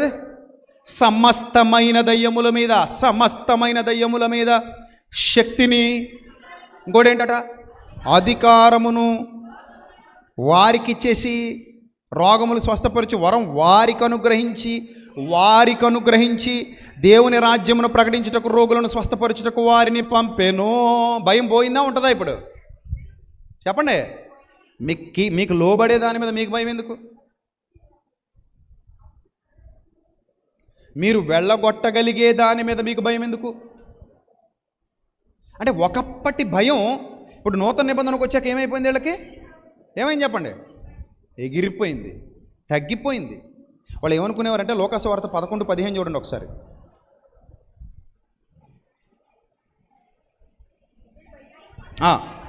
లోకాసు వార్త 11, 14, 15 వచనాలు చూద్దాం. ఉమ్, ఉమ్. ఒకప్పుడు ఆయన మోగదయ్యమును వెళ్ళగొట్టుచుండెను. ఆ దయ్యం వదిలిపోయిన తర్వాత మోగవాడు మాట్లాడిన కనుక జన సమూహములు ఆశ్చర్యపడెను. అయితే వారిలో కొందరు, వీడు దయ్యములకు అధిపతి అయిన బయల్జెబూలు. చూడండి, అంటే వాళ్ళ నమ్మకాలు ఎలాగుండేవంటే, బయల్జెబూల్ అనే ఒక బొమ్మ తయారు చేసుకుని, ఈడు దయ్యాలందరికీ ఎవడట అధిపతి. చూసారా, ఈ బయల్జెబూల్ అనేటోడు ఎవరికి అధిపతి? దయ్యాలందరికీ అధిపతి అని వాళ్ళ నమ్మేవారు. గుడ్డి నమ్మకం అది, గుడ్డి నమ్మకం అది. ఆ గుడ్డి నమ్మకాలన్నిటినీ యేసుప్రభు ఏం చేశాడు? తుడిచి అవతల పడేశాడు. శిష్యులకు జ్ఞానం ఇచ్చాడు, శిష్యులకు అధికారం ఇచ్చాడు, శిష్యులకు ట్రైనింగ్ ఇచ్చాడు, శక్తి ఇచ్చాడు, బలం ఇచ్చాడు, ముందుకు నడిపించాడు. గనుక వాళ్ళు జ్ఞానవంతులయ్యారు, వివేకవంతులయ్యారు, ధైర్యవంతులయ్యారు, యుక్తిగా సేవ చేశారు, తెలివిగా ఎదుర్కొన్నారు సమాజాన్ని. దెయ్యం ఉంటే మానవ హృదయంలోనే ఉంటాడు తప్ప పదార్థంలో ఉండడు అనే సత్యాన్ని తెలుసుకున్నారు. వట్టిదని చెబుతూనే అన్యజనులు దయ్యాలకు బలర్పిస్తున్నారని పౌలు చెప్పడంలోని ఆంతర్యం కూడా అదే. అది వట్టిదే, కాకపోతే వాళ్ళని అలా ప్రేరేపిస్తున్న వాడు దుష్టుడు. వారిలో ఉన్నాడు తప్ప అందులో లేడు. ఆ దుష్టుడు మనిషి మనసులో తిష్ట వేశాడు తప్ప పదార్థంలో ఎప్పుడు దుష్టుడు ఉండడు. పదార్థంలో దుష్టుడు ఎందుకు ఉంటాడు? అవి కనులుంటాయి చూడవట, నోరు ఉంటుందట మాట్లాడదట, పగిలేస్తే పగిలిపోద్దట, ఇది పడగొడితే. చెవులుంటాయి కానీ వినరట. ఇవి ఏంది మనం చేసుకున్నవి కాబట్టి ఇందులో పవిత్రత ఏమీ లేదు. మీరు కంగారుబడి మరియమ్మని ఏదో అంటున్నాడని అనుకోకండి, నేను మరియమ్మని ఏమి అనట్లేదు. కంగారుబడి యేసుప్రభుని ఏదో అంటున్నాడని అనుకోకండి, నేను యేసుప్రభుని కూడా ఏమనట్లేదు. నా దృష్టిలో ఇది ఈవిడ మరియమ్మ కాదు, ఈ బొమ్మ ఈయన యేసుప్రభువు కాదు.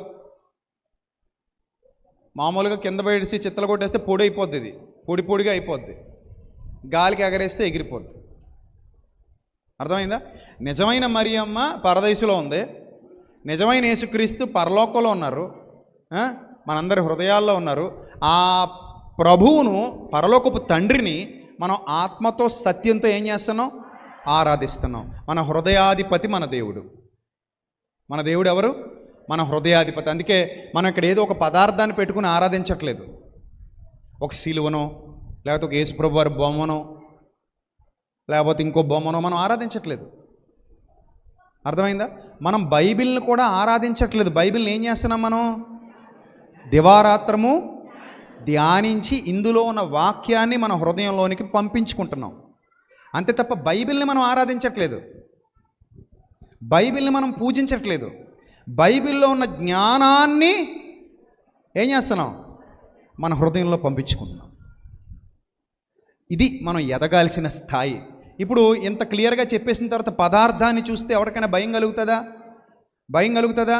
ఇది వట్టిది అని చెప్పాల్సినటువంటి నేటి క్రైస్తవ సమాజం 2000 ఏళ్ళు అయినా కూడా గుణదల కొండ మీద బొమ్మలు పెట్టింది మనోళ్లే, మేరీమాత విగ్రహాలు కట్టి వైజాగ్లో పెట్టింది మనోళ్లే, గౌరీపట్నం కొండ మీద యేసుప్రభు శిలువ పెట్టి బొమ్మ పెట్టి అక్కడ కొబ్బరికాయలు కొట్టిస్తున్నది మనోళ్లే, అక్కడికి వెళుతున్నది మనోళ్లే.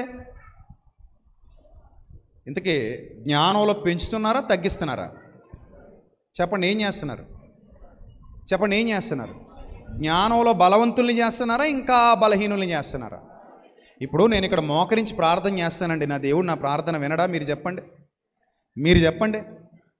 కెమెరామెన్ అలర్ట్గా ఉండాలి. నేను ఇక్కడ మోకరించి ప్రార్థన చేస్తాను, నా దేవుడు నా ప్రార్థన వింటాడా, లేకపోతే నేను ఇక్కడికి వెళ్ళి ప్రార్థన చేయాలా? మీరు చెప్పండి. ఇప్పుడు ఎవరో మొన్న గౌరీపట్నం కొండ మోకాళ్ళ మీద ఎక్కారంట, మెట్లు మోకాళ్ళు నొప్పి అయ్యి కొంచెం కొట్టుకుపోయిందట. నీ సెల్ఫ్ సాటిస్ఫాక్షన్ తప్ప నీ మోకాళ్ళు కొట్టుకుపోతే ప్రభువుకి ఏమైనా సంతోషమా? నాకు చెప్పు. నీ మోకాళ్ళు కొట్టుకుపోతే ప్రభువుకి ఆనందమా? మరి వద్దు, ఏమి లేదక్కడ. కానీ సత్యంలో ఉన్నామని చెప్పుకుంటూ కొందరు ప్రజలను ఇంకా అజ్ఞానంలో ముంచే ప్రయత్నం చేస్తున్నారు. అమ్మో, ప్రతిష్ఠ చేస్తే ఏదో అయిపోద్ది, అభిషేకం చేసిన తర్వాత ఏదో వచ్చేస్తుంది, మంత్రాలకి చింతకాయలు ఏమీ రాలవు. ఉంటే గింటే నీ హృదయంలో ఉంటాడు తప్ప విగ్రహాల వెనక దయ్యాలు ఉండవు.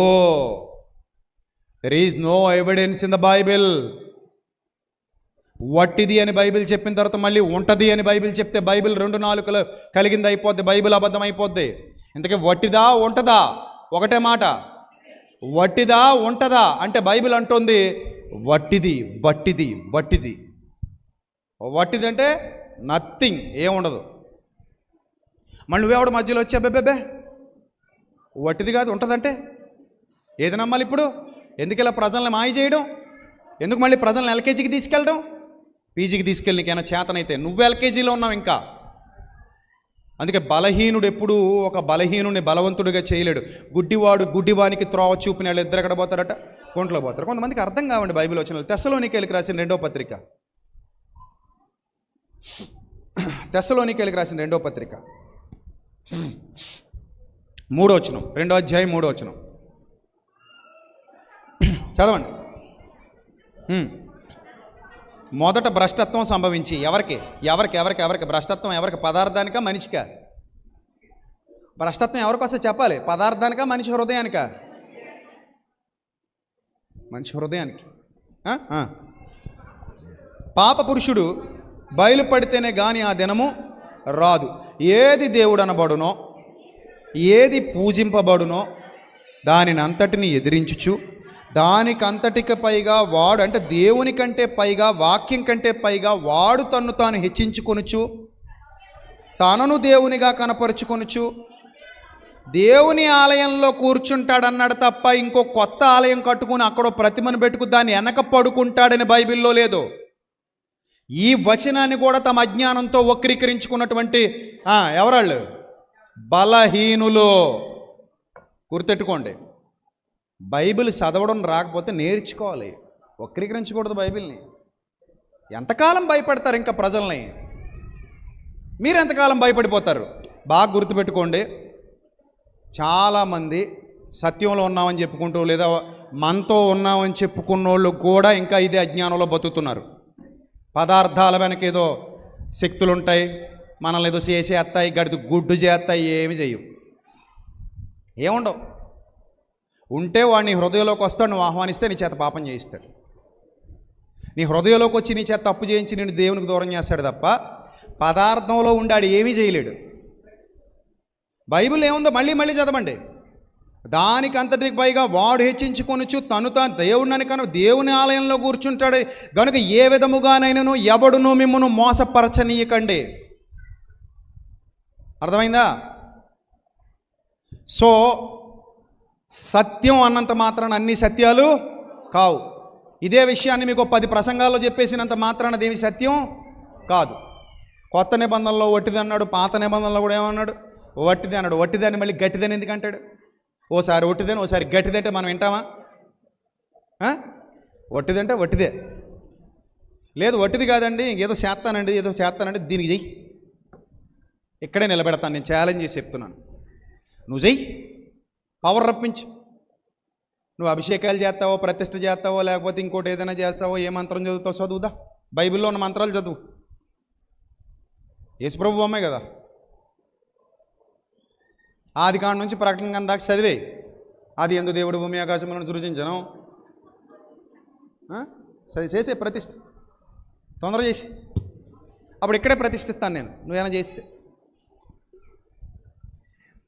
అసలు ఏదైనా విషయాన్ని వినేటప్పుడు కానీ నమ్మేటప్పుడు కానీ కొంచెం లాజికల్గా ఆలోచించడం నేర్చుకోండి. బైబిల్లో ఉన్న విషయాలు చెప్తున్నారా వక్రీకరిస్తున్నారో తెలుసుకోండి. అంతెందుకు లోకాసు వార్త చూడండి, లోకాసు వార్త 11:24 ముగించుకుందాం. పాల్సన్ గారు ఉన్నారు మన మధ్యలో, కొన్ని విషయాలు ఆయన మాట్లాడతారు, కొన్ని శుభాలు చెప్తారు. లోకాసు వార్త 11:24. ఏ ఆత్మ? అపవిత్రాత్మ. 11:24 చదువుతున్నారు, చదవండి. ఒక మనిషిని వదిలిపోయిన తర్వాత, ఒక మనిషిని వదిలిపోయిన తర్వాత, లేదా బొమ్మను వదిలిపోయిన తర్వాత చెప్పండమ్మా, మనిషినా బొమ్మనా? మనిషినే కదా, మళ్ళీ ఇంకో సంవత్సరం పైకి బొమ్మను అంటారేమో అని. అలా కాదండి, ఆడెవడో మీ దగ్గరే ఉండేవాడండి, ఈ మధ్య మళ్ళీ మా దగ్గరికి వచ్చారండి మీ దగ్గర నుంచి, అతను చెప్పాడండి బొమ్మని మనిషి కాదు అంటున్నాడండి ఇప్పుడు. అంటే మళ్ళీ అవునవును, ఒకప్పుడు విజయన దగ్గర ఉన్నాడు కాబట్టి వీడు బొమ్మ అంటే రైటే అనకూడదు. అసలు విజయన్న మీ దగ్గరకు వచ్చి బొమ్మ వెనకాల ఉంటాడన్నా మీరు నమ్మకూడదు. ఇంకా ఇప్పుడు విజయన్న చెప్తున్నాడు మీకు ఏమని, వాడుంటే బొమ్మ వెనకాల ఉండడానికి ఇష్టపడ్డు, నీలో ఉండడానికి ఇష్టపడతాడు కనుక ఎవరిని మింగుదునా అని గర్జించు సింహం వలె వెదకుచు తిరుగులాడుచున్నాడు, వానికి సమయము కొంచెమే అని తెలిసి మీ వద్దకు దిగి వచ్చి ఉన్నాడు, జాగ్రత్త. కాబట్టి మీలో తెస్తేస్తాడు తప్ప బొమ్మ వెనకాల ఉంటే ఆడికి అవుతావు. నువ్వు వెళ్తావు పెట్టి అక్కడికి, ఎప్పుడో ఒకసారి వెళ్తావు, తర్వాత వెళ్ళవు. అయినా మనం ఎందుకు వెళ్తాం వాడి దగ్గరికి? యేసుక్రీస్తునందు విశ్వాసం ఉంచని వాడు వెళితే వెళ్ళుండొచ్చు, లేదా సత్యం తెలియని వాడు వెళితే వెళ్తాడు. గౌరీపట్నం నేను వెళ్ళను కదా, అవునా? గౌరీపట్నం కొండ మీదకి వెళ్ళి మరియమ్మని ఆరాధించి వచ్చేయాలంటే ఎవరు వెళ్తారు?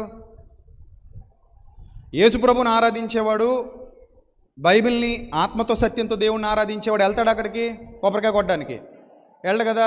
గౌరీపట్నం మరియమ్మ దగ్గరికి వెళ్ళడు కదా, సిలువు దగ్గరికి వెళ్ళడు కదా. వెళ్తే ఎవరు వెళ్తారు? బలహీనలు వెళ్తారు, అంతేనా? అలాగే సాతాను చేతిలో ఉన్న వాళ్ళు ఎక్కడికి వెళ్తే మనకెందుకు? వాళ్ళు ఎలాగో వాడి జేబులోనే ఉన్నారు, మనం లేం కదా. ఇప్పుడు మన జేబులో లేని కాయిన్ మనం సంపాదించాలనుకుంటామా? మన జేబులో ఉన్న కాయిన్ కూడా మనం సంపాదించాలనుకుంటామా? ఏ సంపాదించాలనుకుంటాం? లేని దాన్ని. ఇప్పుడు వాడు మిమ్మల్ని మింగాలనుకుంటాడా, వాళ్ళని మింగాలనుకుంటాడా? చెప్పండి. ఇప్పుడు మిమ్మల్ని మింగాలనుకుంటే ఇక్కడికి వెళ్ళని వాళ్ళు మీరు,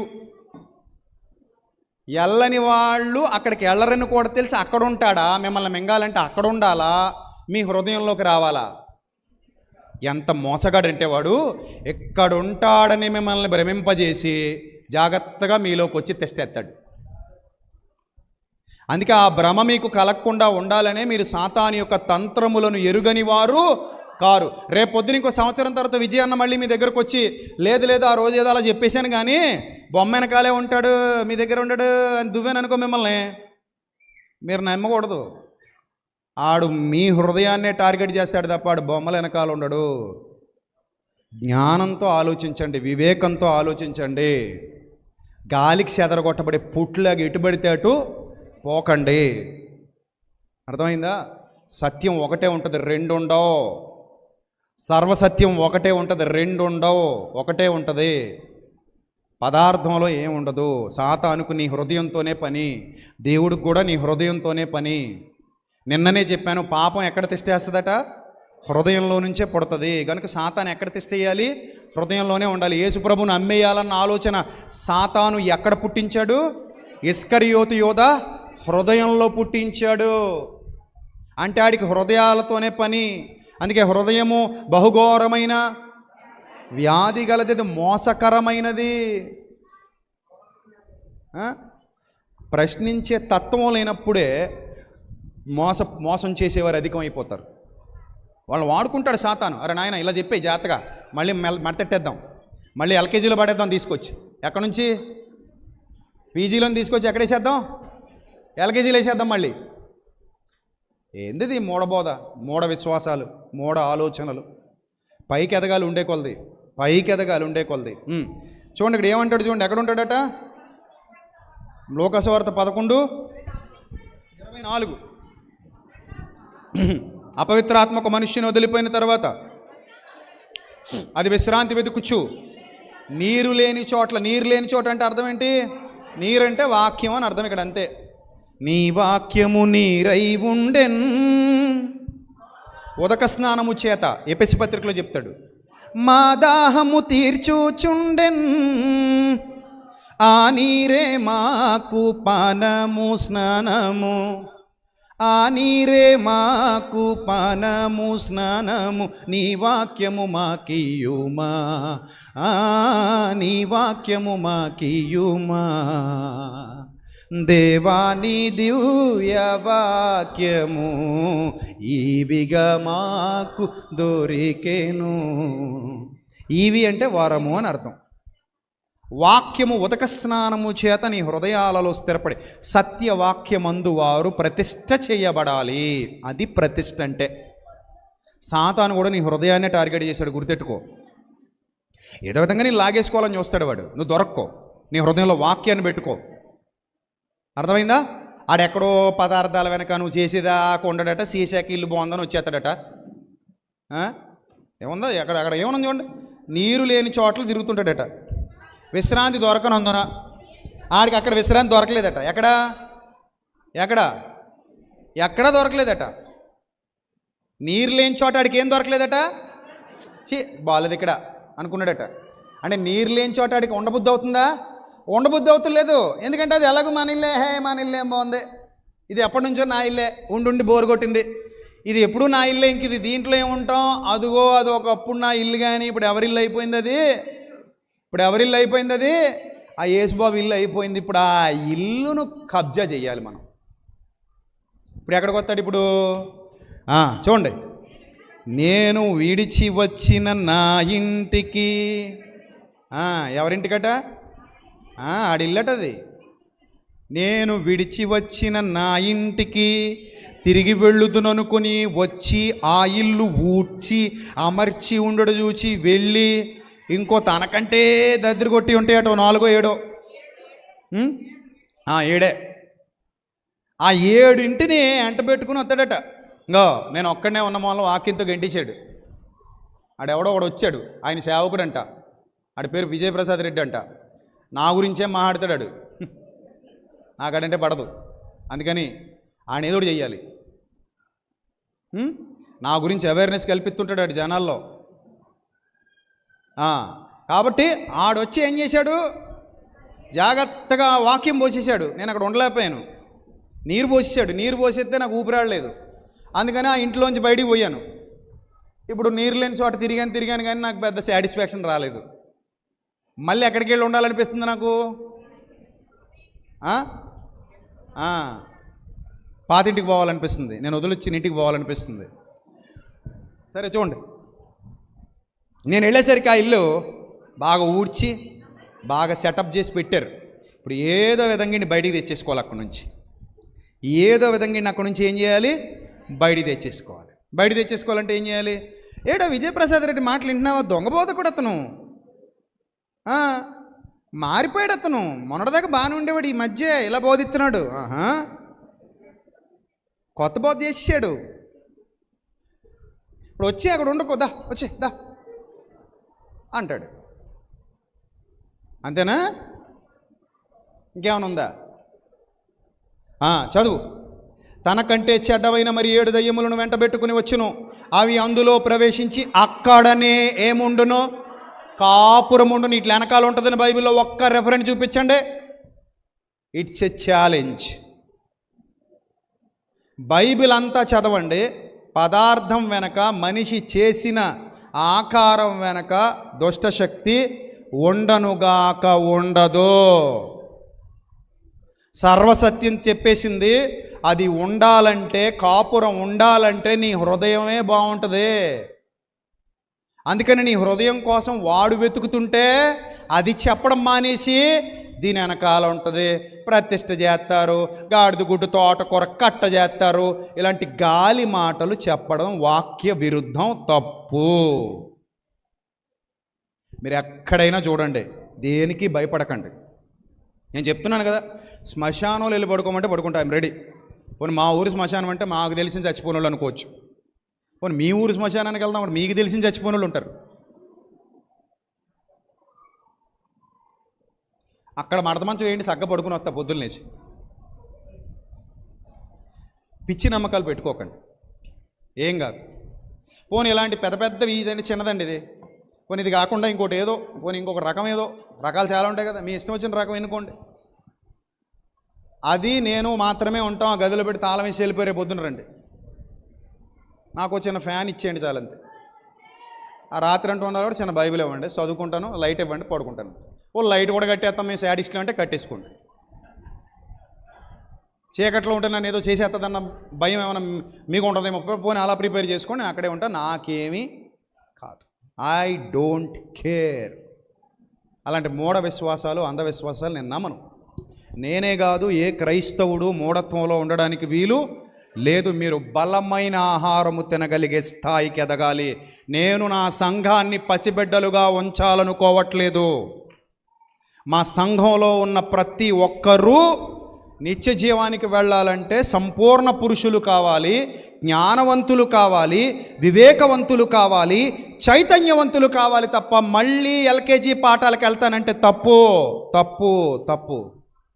ఇప్పటికే ఛాలెంజ్ అలాగే ఉంది, రాసి పెట్టుకోండి. ఇలాంటి పదార్థాన్ని ఒకదాన్ని చేసేసి దానికి నువ్వు ఏం చేస్తావో చేసేపోని, ఆ ప్రతిష్టల చేస్తావు చేసేయి, ఆ టెక్నిక్లకి ఏమైనా తెలిస్తే చేసేయి. చేసేసిన తర్వాత ఇంకా వచ్చేసాడు ఇందులోకి దెయ్యం అని నాకు నిరూపించు. నేను చెప్తున్నా బైబిల్ ప్రకారంగా వాడు హృదయాలను మాత్రమే ఏం చేస్తాడు, టార్గెట్ చేస్తాడు. చూడండి, అప్పుడట వాడి కడపడి స్థితి ఎలా ఉంటుందట, ఆ మనుష్యుడి కడపడి స్థితి మొదట దానికంటే దరిద్రంగా తయారవుతాడట. ముందే బాగుండేవాడట, ఇప్పుడే దరిద్రం అయిపోయాడు అంటున్నాడు బైబిల్లో. యశోదా. సో మత్తయి సువార్త 12వ అధ్యాయం 44వ వచనం. మత్తయి సువార్త చదవండి, 12వ అధ్యాయం 44వ వచనం. మత్తయి సువార్త 12వ అధ్యాయం 44వ వచనం చదవండి. విశ్రాంతి, అపవిత్రాత్మ 43 నుంచి చదువు. అపవిత్రాత్మ మళ్ళీ అదే మాట, ఒక మనుష్యుని వదిలిపోయిన తర్వాత, ఎవరిని? ఒక మనుష్యుని వదిలిపోయిన తర్వాత అది విశ్రాంతి వెతుకుచు నీరు లేని చోట్ల తిరుగుచుండును. దానికి అక్కడ విశ్రాంతి దొరకనందున నేను వదిలి వచ్చిన నా ఇంటికి తిరిగి వెళుతాను అనుకుని వచ్చి ఆ ఇంట ఎవరునూ లేక. నువ్వు సత్యానికి ఎప్పుడు దూరంగా ఉండకో, వాక్యానికి ఎప్పుడు దూరంగా ఉండకో. వదిలేకి ఇంటిని ఎలాగా నువ్వు వదిలేసావు, మళ్ళీ వచ్చి నీ దగ్గరే తెస్తేస్తాడు. అప్పుడు నీ మొదటి స్థితి కడపటి స్థితి కంటే ఏమైపోద్ది? మరి చెడ్డదైపోద్ది.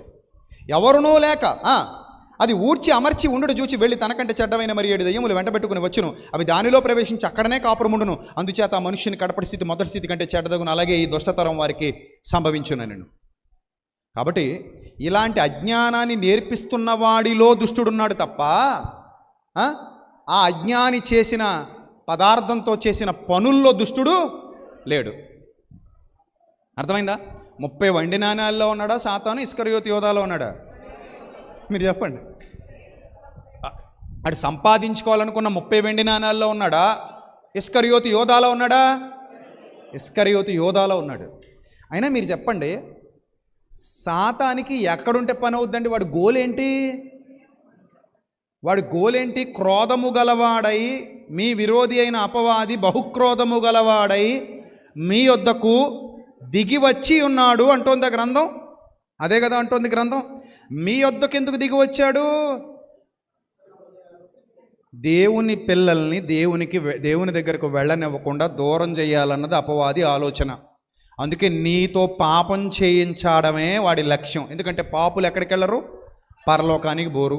అంటే నీతో పాపం చేయించాలి కాబట్టి నీ దగ్గరకు వస్తాడు, నీ హృదయంలో ఉంటాడు, నిన్ను దేవుని వైపు చూడనివ్వడు, సత్యం వైపు వెళ్ళనివ్వడు, లేదా సత్యానికి దూరం చేస్తాడు, వాక్యానికి దూరం చేస్తాడు, భ్రమకు గురి చేస్తాడు, అబద్ధాన్ని నమ్మునట్లు మోసము చేస్తాడు. ఇప్పటికి అబద్ధాన్ని నమ్మేవాళ్ళు ఉన్నారు చాలామంది. అబద్ధానికి భయపడతారు, అబద్ధాన్ని నమ్ముతారు, మూఢ విశ్వాసాలకు భయపడతారు, అంధవిశ్వాసాలకు భయపడతారు, అజ్ఞానానికి భయపడతారు, జ్ఞానానికి విలువనివ్వరు. అబద్ధమును నమ్మునట్లు మోసము చేయ శక్తి వాడి దగ్గర ఉంది.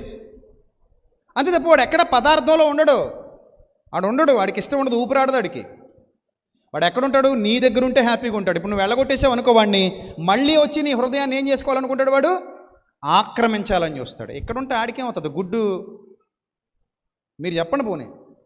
అలాగనుకుంటే ఇంక బయట సమాజంలో వాడు తిరగకూడదు. ఆడు ఎక్కడ ఉండాలి? ఎక్కడ ఆడి పెట్టి తాళం ఇస్తారు అక్కడే ఉండాలి. కానీ ఇప్పుడు ఆడు ఎక్కడ తిరుగుతున్నాడు? ఎవరిని మింగుదునా అని గర్జించు సింహం వలె వెదకుచూ తిరుగులాడుచున్నాడు. చూడండి, దురాత్మల గురించి ఎఫెసు పత్రికలు ఎంత చక్కగా చెప్పాడు. ఎఫెసు పత్రికలు ఎంత చక్కగా చెప్పాడు దురాత్మల గురించి. ఎఫెసీయులకు రాసిన పత్రిక 6వ అధ్యాయము 12వ వచనం. ఎఫెసు పత్రిక 6:12. ఏలయనగా మనము పోరాడున్నది శరీరులతో కాదు గాని ప్రధానులతోనూ అధికారులతోనూ ప్రస్తుత అంధకార సంబంధులకు లోకనాథులతోనూ ఆకాశ మండలమందున్న దురాత్మల సమూహములతో పోరాడుచున్నాం. ఎక్కడున్నాయటివి? చెప్పండి, ఎక్కడున్నాయి? ఆకాశ మండలమందున్నాయి. మనిషిలోకి వచ్చేస్తాడు వాడు ఆకాశ మండలంలో నుంచి. వాటితో వీళ్ళు ఏం చేస్తున్నారట? చెప్పండి, ఏం చేస్తున్నాడట? పోరాడుతున్నాడట పౌలు భక్తుడు. సో కాబట్టి పదార్థంలో వాడు ఉండడండి. పదార్థంతో వాడికి పని లేదండి. బైబిల్ చెప్పలేదండి అది. ఆకారం పెట్టి నువ్వే దేవుడు అంటే ఆడు ఆనందంగా వచ్చి అక్కడ ఆరాధన పొందడానికి అందరూ అక్కడ ఆరాధిస్తున్నారు. ఇప్పుడు ఇక్కడ ఉన్నాం మనందరం. మనం ఎప్పుడైనా వెళ్తామేంటి అక్కడికి? మనం వెళ్ళం. వాళ్ళు ఎవరో ఏదో చేశారంటే అక్కడికి వెళ్ళి ఆరాధన చెయ్యం. అలా మన ఆరాధన ఆడికి దక్కదు. మన ఆరాధన దక్కని చోట వాడెందుకుంటాడు? నీలో ఉంటే వాడు ఆరాధించబడతాడు బాగా. ఎక్కడో ఉండి నిన్నక్కడికి రప్పించుకుంటే వాడు ఆరాధించబడతాడా, నీలో ఉంటే ఆరాధించబడతాడా? తెలివి ఉండాలి కదా మీకు ఏదైనా వింటున్నప్పుడు. ఎక్కడో ఉండి నేను అక్కడ ఇప్పుడు ఇక్కడికి ఇదేదో పెట్టామండి కూలరు, ఇదే అనుకోండి, పోని ప్రతిష్ఠ చేసాను దీనికి, అది అక్కడే ఉంటుందా మా నాతో పాటు వచ్చేద్దా? అది చెప్పండి. నేను ఇక్కడ ప్రతిష్ఠ చేసి పెట్టేశానండి, ఇది ఇక్కడే ఉంటుందా నాతో పాటు వచ్చేస్తుందా? ఇక్కడే ఉంటుంది. అంటే ఇక్కడికి రావాలంటే నేనే రావాలి తప్ప తను రాలేదు కదా, ఈ పదార్థం రాలేదు కదా, నేనే రావాలి ఇక్కడికి. ఇప్పుడు నేను రావాల్సిన చోట వాడెందుకు ఉంటాడు? నాతో ఉంటే వాడికి పని అవుద్ది కదా, అవునా కదా? ఇప్పుడు ఇస్కరియోతు తన దగ్గరికి వెళ్ళాడా? ఇస్కరియోతు దగ్గరికి వాడే వచ్చాడా? యోహాను సువార్త 13:3 ఏం చదువుకున్నారు? ఇస్కరియోతు దగ్గరికి వాడే వచ్చాడు. అంటే వాడు మానవుల హృదయాలను ఆక్యుపై చేయాలనుకుంటున్నాడు తప్ప మట్టి పదార్థాల వెనక ఉండటానికి వాడికి ఇష్టం లేదు. అదే బైబిల్ బోధ. అది వట్టిది వట్టిది వట్టిది వట్టిది వట్టిది వట్టిది అంతే, గట్టిది కాదు. ఎవడు గట్టిదన్నా పక్కన పెట్టేయండి. గట్టిది కాకపోతే ఎందుకు ఆరాధిస్తారండి అంటే బుర్తకోళ్ళు ఆరాధిస్తారు. నువ్వు బుర్తకోడువా గట్టిదని చెప్పడానికి? నువ్వు వాళ్ళ బుర్తకోడువా? బుర్ర ఉంది కదా, నీకు జ్ఞానం ఉంది కదా, మరెందుకు? అందుకే నేను ఎక్కడ సిలువు కూడా పెట్టలేదు. మీరు కావాలంటే అబ్జర్వ్ చేసుకోండి. ఎక్కడ ఉంటే వాక్యం రాయిస్తాను తప్ప ఎక్కడ సిలువు కనబడుతుందా మీకు? ఉండదు. ఎందుకు అవసరం లేదు. ఆరాధించే క్రమంగా పెట్టకూడదు. ఏదో సింబాలిక్గా పెట్టుకుంటే పెట్టుకోవచ్చు, తప్పలేదు. సింబాలిక్గా పెట్టుకోవచ్చు, తప్పలేదు. కానీ ఆరాధించే విధంగా ఒక పదార్థాన్ని పెట్టుకొని ఇదిగో పెద్ద సిలువు కట్టుకున్నామండి, ఆ సిలువుకి వెళ్ళి మొక్కుతాం, ఆ సిలువుకి వెళ్ళి నమస్కారాలు చేస్తాం అంటే అది మళ్ళీ ఏమవుతుంది? పదార్థాన్ని ఆరాధించడం అవుతుంది. పదార్థం వెనక ఎవరు ఉండరండి. నిజానికి దేవుడు ఉండడు, దెయ్యము ఉండదు. పదార్థం వెనక దేవుడు ఉండడు, చెప్పండి, దయ్యము ఉండదు. దేవుడు ఉండాలన్నా నీ హృదయంలోనే ఉంటాడు, హృదయం అనే తలుపునంత నిలబడి తడుతున్నాడు. దయ్యం ఉండాలన్నా ఎక్కడ ఉంటాడు? నీ హృదయంలోనే ఉంటాడు, నీతో దుష్ట కార్యాలు చేయిస్తాడు. కాబట్టి నమ్మకండి ప్రియమైన దేవుని పిల్లలారా. ఇంకోటి కూడా ఉంది ఇక్కడ చూడండి. ఎవరైనా బాగా ఆలోచించి చెప్పండి. చూసారా, ఆలోచనలో పడ్డారు, నోరు పెగలట్లేదు. ఎవరైనా సురేష్ గారు ఎవరైనా అయినా మీరు ముందే చెప్పరు. ఇప్పుడు బాబు మీకు ఎవరైనా తెలుసా? నీకు తెలుసా? ఎవరండి ఈయన? నన్ను అడిగారు అనుకోండి, ఇదే ప్రశ్న నన్ను అడగండి. ఎవరైనా అడగండి, నన్ను అడగండి, కొంచెం గట్టిగా అడగండి. ఏమో నాకు తెలీదు. ఎందుకు నాకు తెలియదు అంటున్నాను చెప్పనా? ప్రపంచం అంతా కూడా యేసు ప్రభువు వారు అనుకుంటుంది. ఈ పటాన్ని చూసి ప్రపంచం అంతా ఏమనుకుంటుంది? ఈయనే యేసు ప్రభు వారు అనుకుంటుంది. కానీ ఈయనే యేసు ప్రభు వారు అనడానికి బైబిల్ ఒప్పుకుంటుందా? ఆయన ఎలా ఉంటారో చూడాలన్న ఆశతో ఉన్నాం మనం. ఇక్కడ సరిపెట్టేసుకుందామా? ఏమా ఉషా, సరిపెట్టేసుకుందామా? పర్లేదండి, ఆయన ఎలాగున్నా నాకు అనవసరం, నాకు ఈయన చాలండి, నాకు చాలినవాడు అంటావా? ఒప్పుకోమండి, వద్దండి. ఇప్పుడు ఎన్నో ఉన్నాయండి ఇలాంటివి బొమ్మలు. ఎన్ని, ఒకటా రెండా, కొన్ని వందల మోడల్స్ ఉన్నాయి ఈరోజు క్రైస్తవ్యంలో. అంటే ఏదో సరదాగా పెట్టుకుంటున్నామండి అంటే ఇది వద్దు. వాక్యం పెట్టుకో, నీ హృదయంలో పెట్టుకో. అది కూడా ఒంటి మీద ఇంటి మీద కాదు. దేవుడు ఇలా బొమ్మలు చేసుకుని నన్ను ఆరాధించండి అని చెప్పలేదు ఎక్కడ కూడా. నేను చాలా ఓపెన్గా మాట్లాడుతున్నాను. ఇంకా ఎల్కేజీ పిల్లల్లాగా ఉన్న వాళ్ళకి ఇది కూడా అర్థం కాదు, ఇది కూడా తప్పులాగా అనిపిస్తుంది. ఏటండి నా ఈ యేసుప్రభు బొమ్మ పెట్టుకుని వద్దా అంటాడు, ఏటా అంటే అనకూడదండి. అర్థమైందా? ఇది యేసుప్రభు ఏమీ కాదు, ఎవరో ఒక మనిషి పెయింటింగ్ చేశాడు. అది కూడా ఎప్పుడు? ఈ టెక్నాలజీ అమల్లోకి వచ్చాక. ప్రింటింగ్, దానికి ఒక ఆయన వెనకాల చెక్క తయారు చేసి కట్టాడు. చెక్క తయారు చేసి దీని మీద ఏమంటిచ్చారు? ఇదేంటిది? స్టిక్కరు. అంటే ప్రింట్ వేసేసి ఏం చేశారు? స్టిక్కర్ అంటించేశారు. అర్థమైందా? ప్రింట్ వేసి ఏం చేశారు? స్టిక్కర్ అంటించేశారు. స్టిక్కర్ చింపెత్తే ఏమవుతుంది? చిరిగిపోతుంది. ఇప్పుడు ఇదే ప్రింటు ఈయన ఫోటో వేశారు కాబట్టి యేసుప్రభు అని డిసైడ్ అయిపోయాం. ఇప్పుడు ఇదే చెక్క మీద ఇంకొక 100 రకాల ప్రింట్లు వేసి 100 మందిని అంటించవచ్చు. ఆడదే ఎత్తాడు వ్యాపారం. క్రైస్తవుడికి ఈ బొమ్మ అమ్మేస్తాడు, హిందూకి ఇంకో బొమ్మ అమ్మేస్తాడు, ముస్లింకి మరోటి అమ్మేస్తాడు, జైనులు వస్తే ఇంకోటి అమ్మేస్తాడు, బుద్ధిస్టులు వస్తే మరోటి అమ్మేస్తాడు. వ్యాపారం 3 పువ్వులు 6 కాయల కింద ఉంటుంది. అంటే ఇప్పుడు ఇది కొనుక్కోవద్దంటారా అంటే నేను అంటాను కొనుక్కోవద్దని నేను అనట్లేదు, కొనుక్కుంటే కొనుక్కో, ఉపయోగం లేదంటాను. అర్థమైందా? కాదు కొడుతు కొనుక్కుంటానంటే నేను ఆపగలనా? కొనుక్కో, 100 కొనుక్కో, కానీ ఏమి లేదు, ఉపయోగం లేదు. ఈ 100 కొనుక్కునే కంటే ఒక బైబిల్ కొనుక్కోవచ్చు, సరిపోద్ది. దేవుని నామానికి మహిమ కలుగునుగా. ఈ పటాలు 100 కొనుక్కునే కంటే ఏం చేయి, ఒక బైబిల్ కొనుక్కొని చక్క చదువుకో. జ్ఞానం లోపలికి వెళ్తే దేవుడు నీలో ఉంటాడు. దేవుడు నీలో ఉండాలనుకుంటున్నాడు తప్ప గుడి గోడలలోనే ఉండనన్నాడు ఆయన. ఈ బొమ్మలో ఎందుకు ఉంటాడు? అపోస్తలుల కార్యాల్లో చాలా స్పష్టంగా చెప్తున్నాడు చూడండి. అపోస్తలుల కార్యాలు 7వ అధ్యాయము 50వ వచనం. అపోస్తలుల కార్యాలు 7వ అధ్యాయము 50వ వచనం ముగించుకుందాం. ఆకాశము నా సింహాసనం, భూమి నా పాదపీఠం, మీరు నా కొరకు ఎలాంటి మందిరము కట్టుదురు?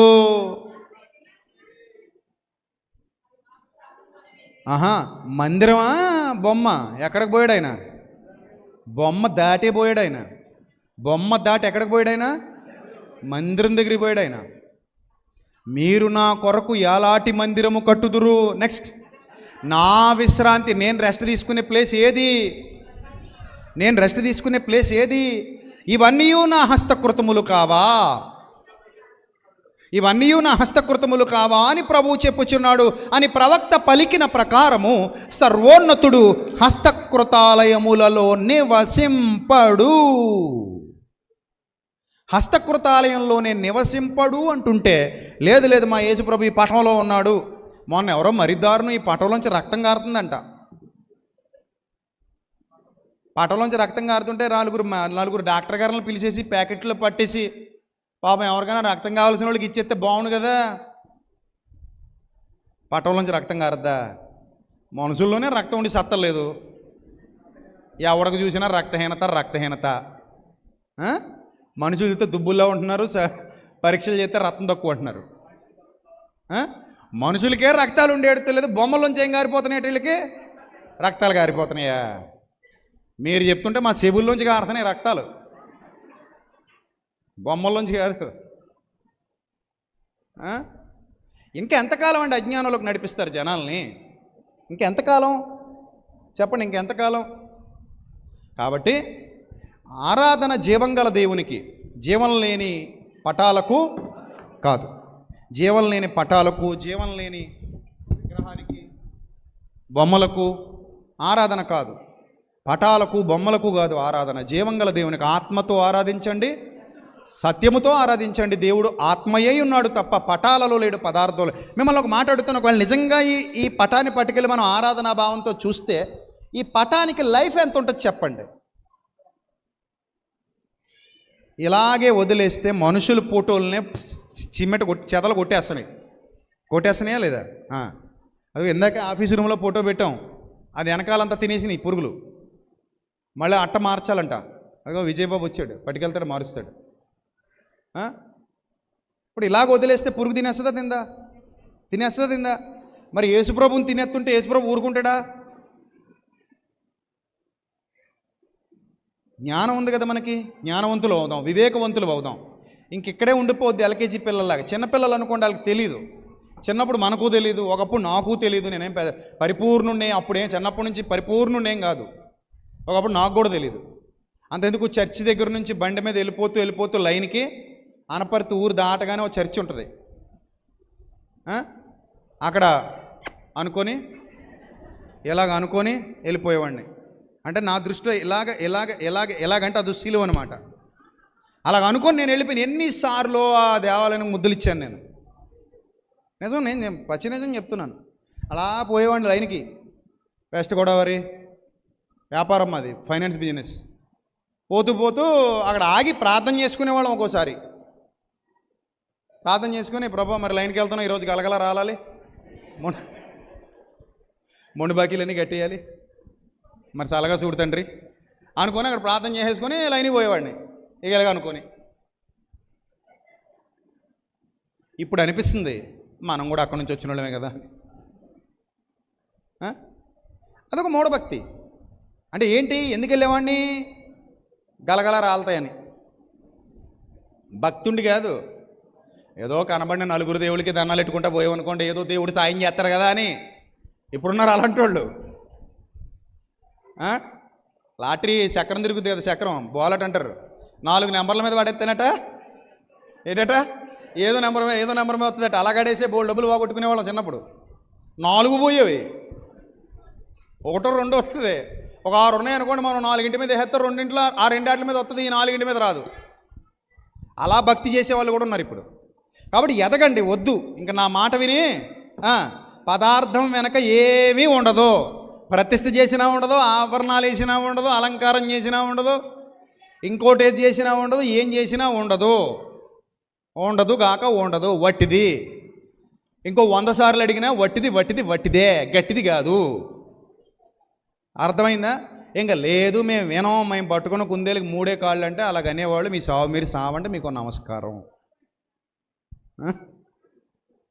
అంటే మళ్ళీ అక్కడ అలాగుంది కదా, ఇక్కడ ఎలాగుంది కదా, అక్కడ అలాగుంది కదా, ఎక్కడ ఎలాగున్నా కూడా నువ్వు అర్థం చేసుకోవడం తప్పు తప్ప బైబిల్ 2 నాలుకలతో ఎక్కడ మాట్లాడదు.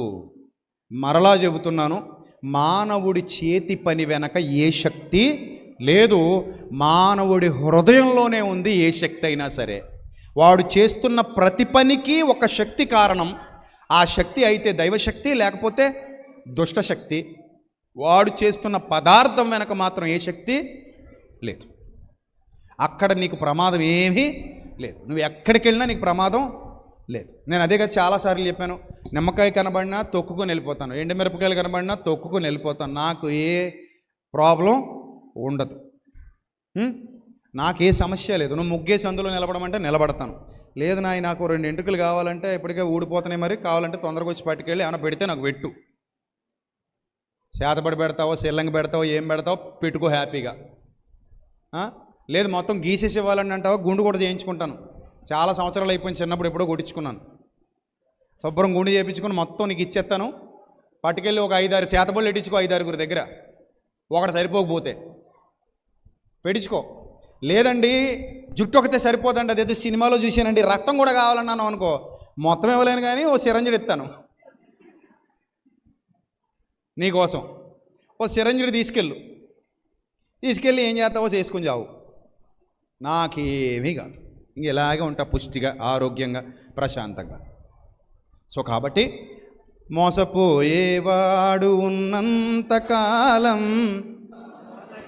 పాట పాడుకుంటూ ఇంటికి వెళ్ళిపోండి. మోసగించేవాడికి పంచభక్ష పరమాన్నం, పడిపోయేవాడు ఉన్నంతకాలం, పడద్రోసేవాడికి నిత్య కళ్యాణం పచ్చతోరణం, పీనుగు ఉన్న చోట గద్దల గుంపులంట, అందులు చూపు బాట గుంటకు చేర్చునంట. మోసాన్ని నమ్మడమే పతనానికి తొలిమెట్టు, అబద్ధ బోధకులకు ఇదే కదా ఆయువు పట్టు. అర్థమైందా? సో నీ జుట్టు పట్టుకెళ్ళి వాళ్ళ చేతిలో పెడతావో, వినబడుతున్న ప్రతిదానిని పరీక్షించి మేలైన దానిని చేపడతావో, భయాన్ని విడిచిపెట్టి ఉన్నత స్థితిలో నిలబడతావో, నిర్ణయం నీదే. పాల్సన్ అని వచ్చారు, ఒక అర్ధగంట 30 గంట మాడతారు, ఏం అవ్వదు కదా, ఇంట్రెస్ట్గానే ఉన్నారా వాక్యం వినడానికి? వెళ్ళిపోతానని వాళ్ళు చేయొద్దండి. మీరు ఎత్తరు, నాకు తెలుసు, మీరు మంచోళ్ళు, అందుకే అడిగా. చాలా మంచోళ్ళు మీరు. ఐ లవ్ యూ, అందుకే I love you all. So అలాగే కూర్చోండి, లాస్ట్లో టీ తాగుదురు కానీ చిన్న ప్రార్థన చేద్దాం, కళ్ళు మూసుకోండి. అర్థమైపోయిందా? ఇంకేమైనా డౌట్లు ఉన్నాయా? Any doubts? నో డౌట్స్ అనే వాళ్ళు చేయొద్దండి. God bless you. మీకోసం నేను చప్పట్లు కొడుతున్నా. దేవుడు మిమ్మల్ని దీవించును కాక. నన్ను కదా, వాళ్ళని చూపెట్టండి ఎంత ఆనందంగా ఉన్నారు, చక్కగా చేతులు ఎత్తున్నారు కదా వాళ్ళు. సో సంతోషం నాన్న. God bless you. మీ అందరినీ దేవుడు దీవించును గాక, మీ కుటుంబాలన్నిటిని దేవుడు ఆశీర్వదించును గాక. సత్యంలో ఎదగండి. ఒక్కసారి బైబిల్ మీద పట్టు సంపాదిస్తే దాని మీద స్థిరంగా నిలబడిపోండి. తర్వాత మళ్ళీ ఎక్కడో గాలేసిందని అలా పుట్లా ఎగరకండి. అర్థమైందా? ఒక్కటే సత్యం ఉంటుంది తప్ప 2 సత్యాలు ఉండవు. ఎప్పటికీ రాసి పెట్టేసుకోండి. పదార్థం వెనక ఏ దయ్యం ఉండదు. ఉంటే గింటే దయ్యం ఎక్కడుంటుంది? నీ హృదయంలోనే నివాసం ఉండడానికి వాడు ఇష్టపడుతున్నాడు. అక్కడే వాడికి విశ్రాంతి అట, ఇంకెక్కడాడికి రెస్ట్ దొరకట్లేదట. ఇంత క్లియర్గా బైబిల్ చెప్తుంటే లేదు లేదు లేదు అలాగే ఎలాగని మసిపూసి మారేడికే చేద్దాం అనుకునే వాళ్ళ జోలికి కూడా వెళ్ళకండి. వట్టిదంటే వట్టిదే, అంతే, అదే సత్యం. లేదు అందులో ఏదో ఉందనుకుంటే అది నీ మనస్సులో ఉన్న సాతాను తప్ప ఆ పదార్థంలో ఉన్న సాతాను కాదు. వట్టిది కాదు గట్టిది అంటే అది నీ మనసులో దూరిన సాతాను నీతో అలా చెప్పిస్తుంది. ఇప్పుడు సాతాను నీ మనసులోనే ఉంది తప్ప పదార్థంలో లేదు. రైట్, చిన్న ప్రార్థన చేసుకుందాం. తల్లవంచండి, అన్నయ్యని పిలవండి, చిన్న ప్రార్థన చేసుకుందాం. పరిశుద్ధ ప్రేమ గల తండ్రి, దయగల దేవ, ఇంతవరకు విలువైన మీ మాటల చేత మీ బిడ్డల హృదయాలు తృప్తిపరిచినందుకు స్తోత్రం తండ్రి. బిడ్డలు దీవించండి, సర్వసత్యపు వెలుగులో నడిపించండి ప్రభా. జనవరిలో 6 రోజుల పాటు జరగబోతున్న సెమినార్స్ ఘనంగా జరిపించమని, అనేకమైన సంగతులు మాకు నేర్పించమని, దాని కొరకు అనేక మంది సహకారులను నిలవబెట్టమని, మీ కార్యాలు ఘనంగా జరిపించుకోమని యేసు నామములో అడుగుచున్నాం మా కన్న తండ్రి, ఆమెన్. అందరికీ వందనాలు. May Lord bless you all, love you all, thank you, God bless you, thank you.